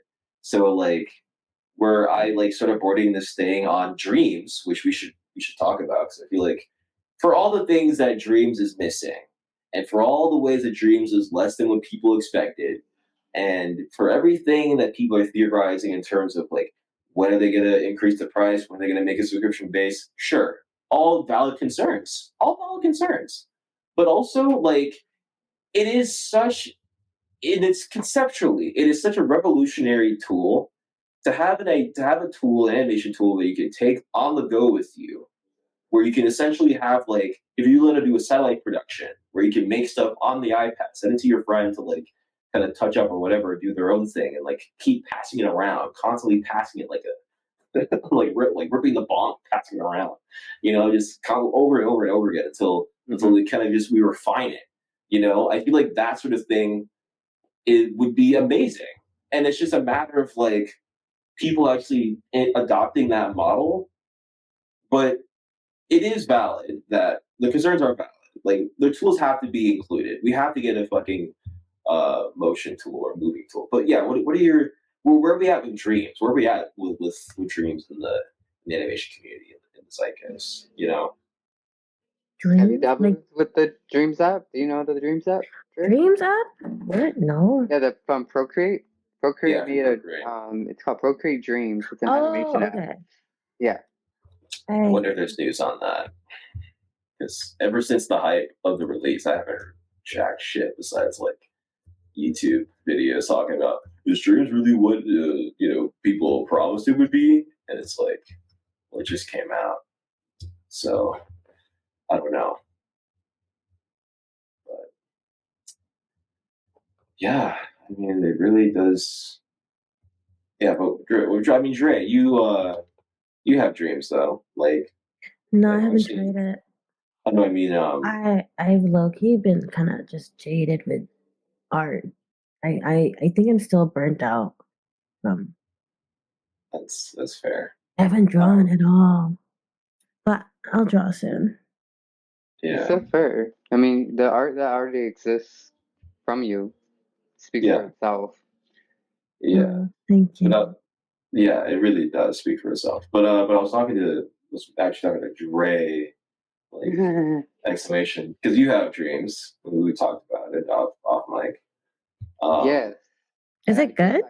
I won't stop complaining about the Lasso tool. I think it's really good. It's it's new. It's not anything identical to like something you would see laid out on the Cintiq, but I think it's really good for the fact that it's supposed to be on a portable tablet. I won't stop complaining about the Lasso tool because And it's fully got me in a halt. But with if you find if you could lay out a plan, you could tackle that pretty well. But yeah, I think dreams. This is it's a great opportunity, just like you were saying, for people to use that and then make some content through there. Like you could easily animate something quick on the iPad, throw it on TikTok. How much is It'll it? be fun. I think I'll get I it. think It's it's like like it's like 20 $10. bucks. Yeah, Oh, it's like 20. It's like 20 bucks, but like it's still affordable. It's like a one-time purchase. But here's my thing yeah, about it's a dreams, though. one-time purchase. Yeah. Yeah, it's a one-time purchase. My thing about it is like my sort of game plan with it is to not make, because I've seen like anime adjacent looking things on it. I'm not trying to do that much effort on dreams because like you don't have the lasso tool, like Dre said. You don't have the fucking lasso tool. It's like having things on model is gonna be harder. But like making simple, playful designs like Masaki Yuasa style, like super like playful, but also just kind of like abstract shit on like the fucking iPhone aspect ratio, like perfect for TikTok, is like kind of where I'm at with it. Because I've tried like I've fully boarded, like not fully boarded, but I've started like boarding a sequence with like the regular like film aspect ratio on dreams, and it's cumbersome, I will say, especially with how much thought I'm putting into it. But for something like I opened a new file and I started working with this other aspect ratio, and I don't have any plan with it, but I've already gotten so much down, and I'm having way more fun with it because I'm not overthinking the thing. I think that's one thing that animators, I'm trying to get myself, and I want to encourage other animators to stop doing, is like overthinking the thing that you're gonna do, because I don't think the goal should be to please these studios. We've just seen article after article of why studios are just untrustworthy, just inherently. So it's really a matter of like figuring out what you actually want to make and why you want to make it and what you want to say about yourself or the world or whatever, or what you actually just want to see, what you enjoy seeing, and what you want to make for yourself, even outside of all that petty cerebral shit. Like, it doesn't even have to be that deep. Um, Yeah. so that's the thing that I'm trying to chase right now. So Just make uh, it. yeah, just make it. It's the thing I would tell people. You really have nothing to lose. Get in the fucking Yeah. robot, Shinji. First off, I just Yeah. watched all the movies the other day. Like the Oh, past yeah? few days, I went through all the movies. Oh, Spectacular. I never finished the yeah. anime, Oh, so I know that Very I will emotional. finish the anime. Yeah, super emotional. yeah. But the animation is so good. Yeah. It's so good. Yeah, I should rewatch the remakes actually, because like they really are. I remember those being an event like anytime one dropped. You know, it was like every like 3 years, I believe, was when like 3.0, like you will never return, like 2.0, or like, and the naming convention was always so cryptic and everything. Like, Mm-hmm. I don't know. Do It you was all call interesting. it Evangelion or Evangelion? I call it Evangelion. Okay, Yeah, same. Yeah. with you. But Yeah, like, okay. I think it's Evangeli. yeah. Mm. Yeah, you just make jelly out of like the ooze from the show, like the ooze that people turn into at the end of Evangelion. Oh, like the blood they have to sit in? Yeah, well, there's like, I mean, you say you haven't finished the show, but like, yeah, you just make like jello. There's like the end of Evangelion is one of the movies that came out like right after the show, Mhm. and it's great. It's like wild. It's actually like incredibly unhinged, and I wouldn't recommend it, Oh, to be okay. honest. Oh, But okay. like, there's a moment in it. Spoiler alert for people that haven't seen it in Evangelion. It's like a 20-plus-year-old movie at this point. But yeah, basically at the end, everyone gets turned to ooze. Everyone gets turned into goop. So that's why I was like, yeah, maybe we could really take Evangelion to a whole other level and make like a Jello pack of like people. Everybody, with wrapping up time, I Yeah. want to just guess have Dre say some more words. Um, I I didn't can say get some. I didn't really get to hear because I know you're speaking kind of like, oh, our friends who our animators like kind of feel mutual about the way we're expressing ourselves about the animation industry. But where do you feel the animation community, not the industry, but the community, our friends who studied it, who practiced it, who got degrees for it, um, where do you think like where do you see that generation of friends at right now? Where Where it's do you, at right now, or like yeah, where where do you feel how like it's our community, our animation community, our animation friends community, where do you feel like everybody's at right now? they're working at like minimum wage jobs right now. Mm, Kind of just putting the hours into there just to survive mm, is where they are now. Like mm, that's why they haven't um, been posting a lot. Um, uh, but it's like last week, I have like this group chat. They're like, we should just make a studio by now. Like, I'm just like, how many people are gonna say this? mm. Like, when's it gonna like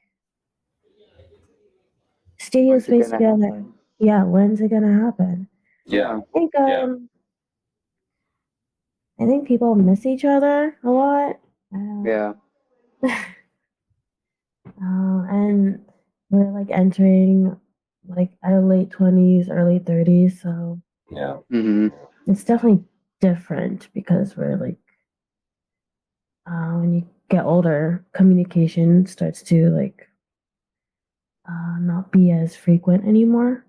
Mm-hmm. So and it's more like business related. I don't know. It gets harder to like reach out to friends when you get older. I feel that. Everyone, yeah, everyone now is just going on their own path, which is like cool. Like people are going into music Mm, or just going independent. That's where I see a lot of my friends, yeah. like Has animation people. anybody, do you know anybody else who's voiced? So, so people are still saying like, let's make, folks and friends are still saying like, let's make a studio, are they?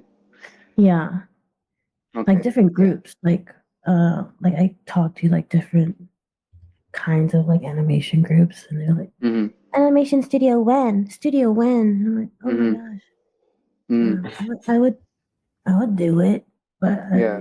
it's But a lot of us are just sitting down, kind of waiting for someone else to hand them that idea. yeah. Like Yeah. someone's waiting for somebody else to make that into reality. And I'm definitely at that Yeah. time where I'm trying to just like actually learn and then invest into making that a reality. I mean, like Yeah. just like when I started practicing tattooing, I studied it before I was able to afford the supplies and then make that a business.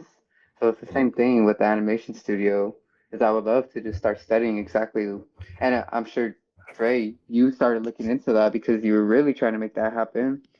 You did have a posse of friends who were like, love the idea, but then when it came into like how hard that would be realistically, everybody kind of just went ghost. And it's like, we could still make plans, you know? Yeah, even if it doesn't happen overnight, you know, we could still make steps and plans. I think there's other ways, and especially in regards like of it coming out of everybody's pockets, you know, with social media, it's so easy to be able to find supporters and get followers who will help you make that stuff into reality. I mean, look at all these streamers and all the projects they've succeeded and businesses they've opened because their supporters Yeah. The like stuck fundraising with too. them. A lot Yeah, of it's streamers straight make so fundraising, straight much. crowdfunding. Yeah, yeah, and it's just like, yeah, we definitely need to be there. That Yeah. happened like in 2020, but then it's like slowly like mm, I feel people just don't trust each other as Yeah, much That's the as problem. before. That's yeah, the problem. Yeah. And like there's also ego involved. Like there you want to be considered like the one. You still want to be the chosen one. Right. A lot of people are Who's like, gonna be the "Who's Neo?" gonna have me?" You know? Yeah, A lot of people yeah. are like, Who's "Well, who's what the am I Neo? gonna do?" Right. Yeah. Where it's like me, I don't care about that. I don't. I just want to Yeah. be a part of the thing. I just want the thing to happen. You Yeah. know, and Yeah. like I think if more people were on that tip, then the thing would happen. As Yeah. opposed to a bunch of people who are like in studio when, and then they're all secretly being like, yeah, but when it happens, I'm gonna be the one on the top of the hill. There's no hill. What hill are you imagining? It's a It's mirage. always gonna be drama. Like Animators if are you're dealing with so artists, it's just like, oh, animators can are you so just much drama. They are the yeah. sassiest. Animators are so sassy. But Yeah. but it's also because we do so much work, and there's such a workerist sort of pride to like being like, I put in the look at this cool soccer. I put in the hours. Look at this frame rate. It's 24 frames a second, by the way. It's 24 frames a Yeah. second. Okay, okay. Yeah. Like, you know, and I get it. Yeah, have your big one. There's pride in the craft, you know, but this is still a team effort, like we've been saying this entire podcast. This is still a team effort. If there's one takeaway you can take from this episode, that animation is Yeah. a team sport. And You that's why know? too, it's not only opportunities for us, but it's also opportunity, like let's think about the voice actors that will get involved too, Mm, you know? mm. And like as if they wouldn't try to utilize, it's all about everybody bringing in the resources they have. Because you don't know who someone else knows, you know? And speaking of which, speaking of voice actors, this is off my conversation, but I met a bunch of voice actors at an improv place out here. There are ways to find voice actors.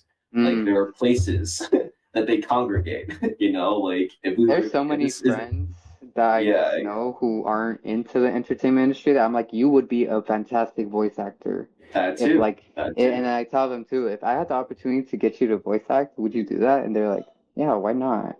And that's even more so what I love too is like, I would like even more of a sense of community where it's like we are integrating people like who are actually in our lives, our neighbors. Um, yeah, Yeah, yeah. It doesn't have to be all just like by the books. Like I wouldn't want to. Yes, I would want people who know how to do the work, but I wouldn't make it like I wouldn't have these standards of like you need a degree, um, you need like I would see the potential in people and give them the opportunity to like play around and have fun. in the spirit of that, I will say that while we were talking, I was looking at the Ally submission form. Remember that submission form I made, Dre, like in the early days when this was just like a magazine idea. Yes. So now that we have the I'm like, because we have the podcast, and then there's like at Y, the Instagram page and magazine that we try to get off the ground. Like, I would encourage viewers who are into art that make art to like, I'll put in the show notes, just submit something, and like we'll put it on the Instagram. We'll tag you. You know, make sure that like show your art, just to like kind of garner and kind of create this sense that people can have like a space to share stuff where it gets eyes and whatnot, and where it kind of builds community. Because we both, you know, there's a podcast that I'm not going to mention that like was trying to supposedly like hint at that we both were into at a certain point, Yes. Yeah. where Yeah. they really were just about it was all talk, Yeah. right? And that's the thing, like actions speak louder than words at this point. So find the show notes. It's very obvious. So like it's like me and Jesse could just be here, Dre, just to use you to just like be like in the long run, we just want to get picked up and make money and take care of ourselves off Yeah, of yeah. these discussions about community. But no, that's Because if not you've heard them at before, all what we're here for. In fact, yeah, this we've is heard, definitely just for the self and the soul. yeah, exactly, I love that. For the soul. Yeah. yeah, And like this doesn't even have to be the last time we ever see you on here. If you ever have something you want to yeah, talk about, feel yeah. free. You want to just vent? You want to just vent about shitty clients or whatever? Like, by all means, It doesn't even Yeah. have to pertain to animation either. Like we said, I think yeah, everything that happens to our neighbors affects us too. And I mean, I don't have that much business commenting so much in the animation industry, There's so much. not Yeah. but there's business everywhere that everything's spilling out, and there's so much to say about it. Mm. Mm. Animation. But you know, is there any wishes that you have in regards to the?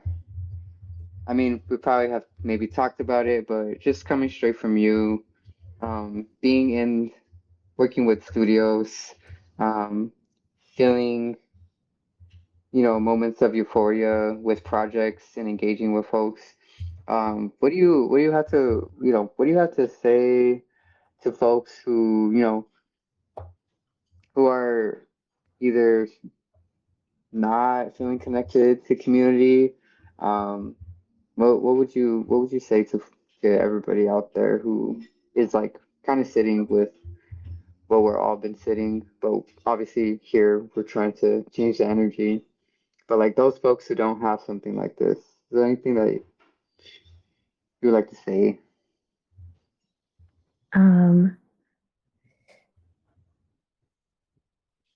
Go outside.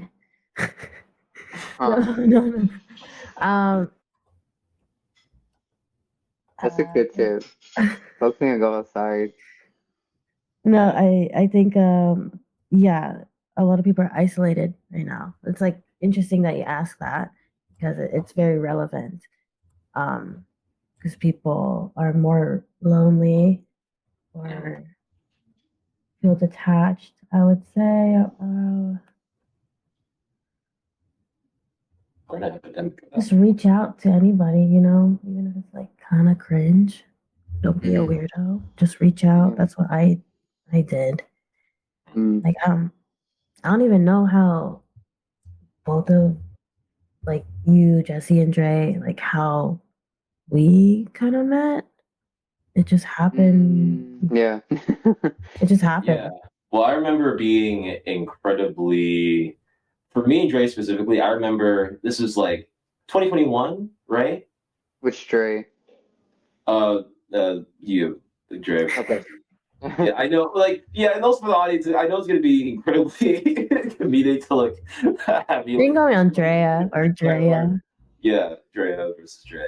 But yeah, for Dre, I still remember that like first hangout that we had at that like taco place on Oh, and Eagle Rock. Silver Lake. Yeah, Eagle Rock. Yeah. It was Eagle Rock, yeah.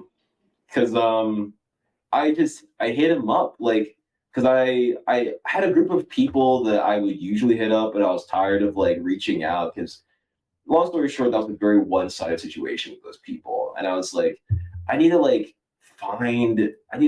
create community with other people in this town, and so I hit up there. I was like, yo, have you been? Like, do you want to grab lunch? Just talk, and like, not catch up per se, but just like, you know, and maybe it was cringe, but like, I actually am curious about your thoughts about like what that message felt like receiving it, because for me, I was definitely in the headspace of, I was actually damn. stoked because I feel like nobody in the animation community really reaches out to each other. Yeah. And like it just showed me like how much energy you had. And I was like, this person's alive, you know? And I was like, and out of all people, they're hitting me up, you know? So for me, it made me feel seen. It made me feel like, oh, like, you know, I could potentially exist to somebody else, you know? And also too, I think I was, I, to this point especially, I'm not close enough with enough artist friends. But like even at that time too, I felt so separated from the community. So when you hit me up, I was just like, oh shit, this is finally happening. Like I'm gonna go and hang out with someone else who animates or is also into the animation. But I also just thought, yeah, because you guys went to like you guys finished your degrees. So to me, it was very much like, whoa, what do these people want to do with me, you know? And that to me even got me more like geeked out on meeting you. I was 100% down. Yeah, no, like the loneliness, and I'm glad I hit you up because like you've definitely been one of those, you know, you definitely were that person that was like staying in touch and just being the kind of friend that I can kind of talk to just in general about like the goings on of the world, like outside of animation. And also Yeah. just so much about LA. Like that is your community. Like Mm, born and raised. Like I mm, really got to see what LA is really fucking like. Just mm. hanging out and talking to you and like getting your insight. Like, and that's the thing, man. Like always cherish that at the end of the day. And I appreciate you for that. Yeah, Also and you're being also a good real. fucking friend. You like that's also too is like you are also just as real as I could be as real to you. And to meet somebody who is also interested in animation but also realistic and in touch with the world, you know, and Mm, like could really see like problematic behavior around us and clock that. mm, I was like, that's perfect because a lot of these people love to be really delusional and not in touch with reality. Like Drea said, like people are inside all the time. And yeah. I'm just like, okay, you know, like I like to also talk about community. I like to also keep tabs on, you know, I don't only care about people in my generation. I care about my elders. I care about the Mm, youth. And I care about other things than just animation, you know? Like there's so Yeah. much more to the world than that. It is our could be a passion, could be a fun practice, but if that's all to it, that's not me. So mm, and I think mm, that's why at Y came out, and that was a real good result of just like we were always talking about kind of like metaphorically what at Y um, came out of or means, because at Y is just literally like kind of like what it sounds like. It's at Y, and it's you could separate those, and it's like at is like kind of feels like the location of the time, and Y is the discussion of that time, mm, and being with you helped me like feel like I wasn't the only exist person acknowledging the times we're in because mm, to me I'm not a person who could just go out and have fun all the time, you know. mm, I like have a lot of things I worry about. Having five younger siblings, you know, coming from a rough childhood, there's all kinds of things I care about that I like to integrate into my art. So to meet somebody who also wants to bring in a lot of our thoughts and feelings into art, uh, even better. And that's exactly what I'm here for. I'm not Yeah. like support to all workers and the jobs they get and the jobs they work for, but for those animators who are literally sitting and waiting for others to do the job and protect their rights and speak up for them, and you're not, you know, there's nothing actually holding you back. You don't face a disability. You are just actually choosing to just not give a damn about anything outside the world, just as long as you're, you know, you got your nice little space. I can't, you know, I can't relate. I can't relate to you. mm. But Yeah. also, And I Yeah. think Dre, I think you messaged me, or I'm not sure, but I know that we kind of started hanging out. I started hanging out with some folks from CalArts, and then I don't know if that's what brought us together. Excuse me. that's it. Excuse me. That's Thank it. you. Um, I think you kind of also reached out to me, and like even that was crazy because I had seen your stuff a while before, like just because as an animator, being as studying into animation, like you know that salty competition we grew up with in college, and like you know we always had to go peek what were people in college arts up to. I remember I saw Dre's work, and I was like, she's really cool, but I'm not gonna like try to reach out or like even follow because I know she's not gonna follow me back, and I know that I'm gonna be like at that time I was like I don't want to try following nobody if they're not gonna see me back. I'm just gonna stay with my little hub. But then Dre followed me, and Mhm. I was like geeked out because I was like I loved your stuff that you were working on. I love the stuff that you produced, and then we ended up hanging out, and I was like this stuff can like you know it's not Hey. impossible, you know. Yeah. And then That's you were also cool. saying the exact same things that I was like, whoa, like there's like a dreamer too, you know? and like you were trying to speak a lot of reality out to people, but I could also tell that nobody was really like being reciprocating that energy back to you. And I just remember I started seeing through people that we had mutual friends with, and like seeing that they weren't really, I don't know, about investing in the future, um, are really coinciding as just friends, as just like sharing time and space together. Um, People who are obviously, you know, have the time to just I don't know, burn out, and no shame to like burning out. I'm total burnout in some other people's eyes, but like when I mean burnout, I'm just like you're not really investing in anything, you know? I'm really like to think about investing in communities because in the long run, Yeah. I'm like, what are we gonna have? Who is gonna No. be running the local workshops? Who is Yeah. gonna be, you know, inspiring these kids? And yeah, I'm very curious. Like, what is the end of millennials, Gen, and the beginners of Gen Z? You know, what exactly are we gonna go out and say? Yeah. It's like maybe I think about the future too much. Mm-hmm. You also have to like find a balance in that and to learn just to be Definitely, because present. then you're just gonna spiral, and then you're not gonna take advantage of the present. But also, Yeah. on that topic, let's have a moment to like be present with each other.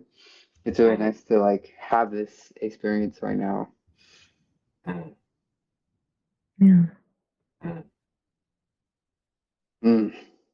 Mm. It's cool. No, no, He's like it's great. milky, like I know. Saying all this with my nasty, nasty looking camera. Yeah, me with my Nintendo Switch headphones, you know. outside, you guys. The farther I I'm get, shivering. I'm shivering. you're not. This is what the layoffs did to me. I'm just Yeah. outside the studio. Yeah, they're outside of LA studio headquarters, you know, or that corporate. But yeah, also I just this is kind of off topic, but I just posted an art submission on our Instagram for Out Why. Like we're getting the ball rolling because like I've been sitting on that piece for a while because there was a moment where like we just didn't know what to do with Out Why as like an idea as a thing, and the magazine was kind of like slowing down. You know, I try to resuscitate it and then it slowed down again.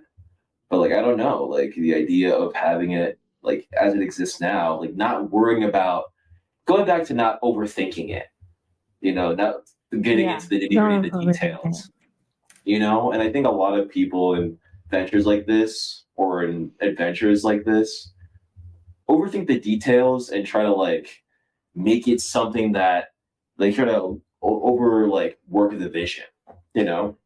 Mm-hmm. And like now I'm just like there's no point in doing that. Like after working with kids, I've just been like, okay, you know, the most you can do is like hope that they're safe and hope that they learn something. And that's what I'm kind of taking into my creative practice with collective, like doing collective efforts is like, are we actually doing it, and is it amicable for everyone, you know, or is everyone benefiting from this? Mm-hmm. Because if no one, if someone, even one person, even one person isn't benefiting from it, then that's a problem, you know. Yeah. But yeah, Is this We the have hit that. Instagram @_y? it's so the Instagram, and for the viewers at home as well, it's AT_Y83 because @_Y was taken, so it's AT. This logo's sick. Like, Yeah, that was made by. There's actually one of our followers designed that logo. It was designed by @JRoog. So you can follow them on socials. They're the ones that designed the logo. Shout out to them. Maybe we can Big shout out. big shout out to them. Shout out to Wahala.wave, since we're doing shout out to Wahala.wave for designing our producing our intro and outro. Mhm. You know, it's really something. I guess to end off with the stories for today, because I know we've been running long. But one last story that I wanted to bring up, just for general discussion, is like this fucking wacky ass Cartoon Brew article about Disney being way too hype about Apple Vision. Oh yeah. So yeah, What? it is something. Yeah, it's just the visual. What? It's a big deal. It will change how we make I wish Yeah. can anybody do the Mickey Mouse voice? Oh, Please go. And I don't know, I really think it's gonna be a real big fucking deal, guys. I know what you're laughing about. Actually, it's the best trip adventure that Disney's ever been on, and I think you're only gonna fucking eat your words. when we make all sorts of money with Apple. Oh my God. But me and Bezos on the yacht. Oh, I was not prepared for that. You could. Yeah. Well, That was you good. could do a meme impersonation of Mickey. How did you do that? I tapped into the deepest, most sinister parts of my soul is what happened. Why is it $3,500? Nobody can buy that. Yeah, it's so dumb, dude. Wow. It's so fucking dumb. Like, and so far, all that you can do with Disney Plus on the Apple Vision Pro is just like watch shit on Disney Plus. That's so. I would- You can just do that on like a. Aren't they released already? I swear I've seen TikToks of people in public with those things, and they're like going like this over and over again at the coffee shop. Yeah, and they're like, Oh my god. pinching? Ay, ay, ay. yeah. Yeah, ridiculous. Mm. Ay, ay, ay. But yeah. Like, $35,000. let's invest in that. Let's not invest So in the Disney- workers. Is gonna make what movies? Remember they Yeah, tried yeah. to make like a Hercules TikTok movie? Do you remember that? And they just like Okay, I gotta look that up. Oh, yeah. Side tangent. Yeah, I remember that. they just say things now. They just say things. They really do just say shit. Okay, hold on. We gotta They're dig saying like they don't know pivot how to into- entertain no more. Yeah, we gotta do a quick pivot into this TikTok because I had not heard of this. Disney's live action Hercules will be more experimental and inspired by TikTok, says producer Joe Russo. Wait, It never this is happened. 2022. What the fuck? In this week's cover story for Variety, filmmakers Joe and Anthony Russo, I the like guys that them. made the Marvel movies, Yeah. are clear in. No, go on. Sorry. I was gonna say, so yeah, I'm just reading the article. Filmmakers Joe and Anthony Russo are clear that their dedication to their own independent studio, AGBO, means that directors of Avengers Endgame don't expect to make another movie with Marvel Studios anytime soon. They're better than that. You know, no more McDonald's movies for them. No more formulaic sandwich movies for them. We won't be ready to do anything with Marvel until the end of the decade. Joe Russo says. The Russos have, however, already returned to Marvel's parent company, Disney, through AGBO. They're producing a live-action adaptation of Disney's 1997 animated feature Hercules with Guy Ritchie, who helmed the 2019 live-action remake of Aladdin, set to direct. We have an amazing relationship with them that we've built over a decade, says Joe Russo. I think we have a point of view on how they can stretch the limits of their IP moving forward rather than playing IP management. Okay, yeah, sure. For a project that never happened. Whereas many of Disney's recent live action remakes have been faulted for sticking too closely to the source material. Russo says Hercules will be a little bit more experimental in tone, a little bit more experimental in execution. I think they're excited to see what we can all bring to it in a way that isn't just a reinterpretation of an animated film, Joe Russo adds. Ritchie is currently working on his own pass of the screenplay from David Callahan, Shang-Chi, and The Legend of the Ten Rings fame.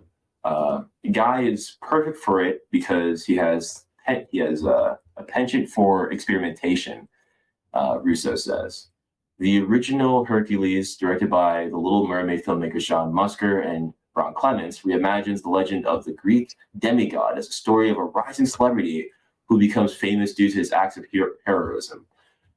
As was the case for all of Disney's animated films in the 1990s, it was also a musical, largely sung by a quintet of Black women serving as the Greek chorus. I'm glad they mentioned that part because that's part of the reason why I love that movie so much. That's the only it makes it the best. Yeah. So Russo says the live-action Hercules will also be musical and share the original unconventional approach. There are questions about how to translate it as a musical, Russo says. Audiences today, have been trained by TikTok, right? What is their expectation of what a musical looks like and feels like? That can be a lot of fun to help us push the boundaries a little bit on how you execute a modern musical. Wow, okay. Along with Hercules, HBO is collaborating with some of the biggest streaming platforms in the industry.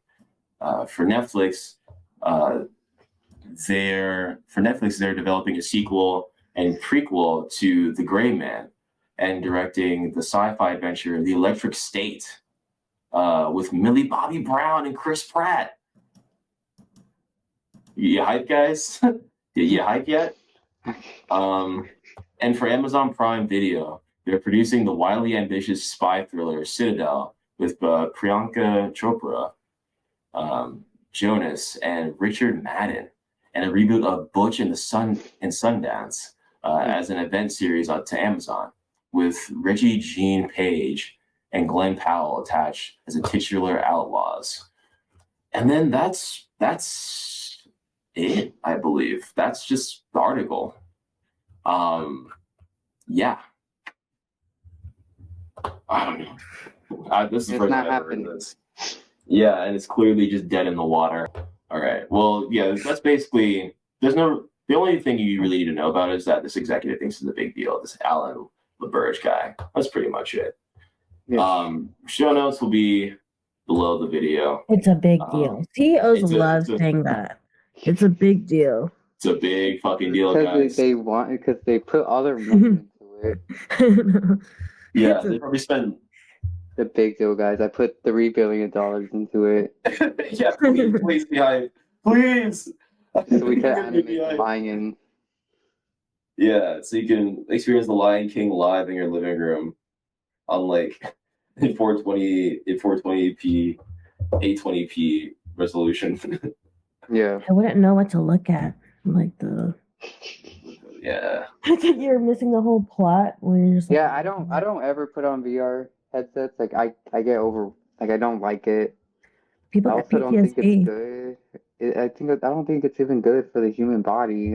Can we get some studies done on the excessive use with VRs? Yeah, you get PTSD. Right. Really? Right. Yeah, there's a certain VR PTSD, but I don't. Also, just sick. You just get genuinely nauseous too. I mean, I have a VR headset currently, and I've been thinking about selling it. But also, I love playing ping pong on that thing. That's the one thing. Yeah. At the end of the day, and I know they're spying on me. I know you could put whoever's in the comments saying, "Hey, they're spying on you." I am aware, but also that's why I stopped for a while. But boy, oh boy, during lockdown, was I not into that shit. But yeah, it's a problem. It's really just it's adding to it's really a salve for this loneliness epidemic that we're in. Where people would rather talk to people virtually than in person. Yeah, and I feel like they try to take advantage of COVID with that. I'm not saying we should still be moving great caution with COVID still around. Yeah. But to start losing sense of community and interacting with other human life that's not the way to go. Yeah, no, definitely not. Definitely not. That's exactly why we're at this point where we're at now, talking about all these guilds that need to fight and boycott. Mm-hmm. Yeah, it's necessary. We haven't been fighting.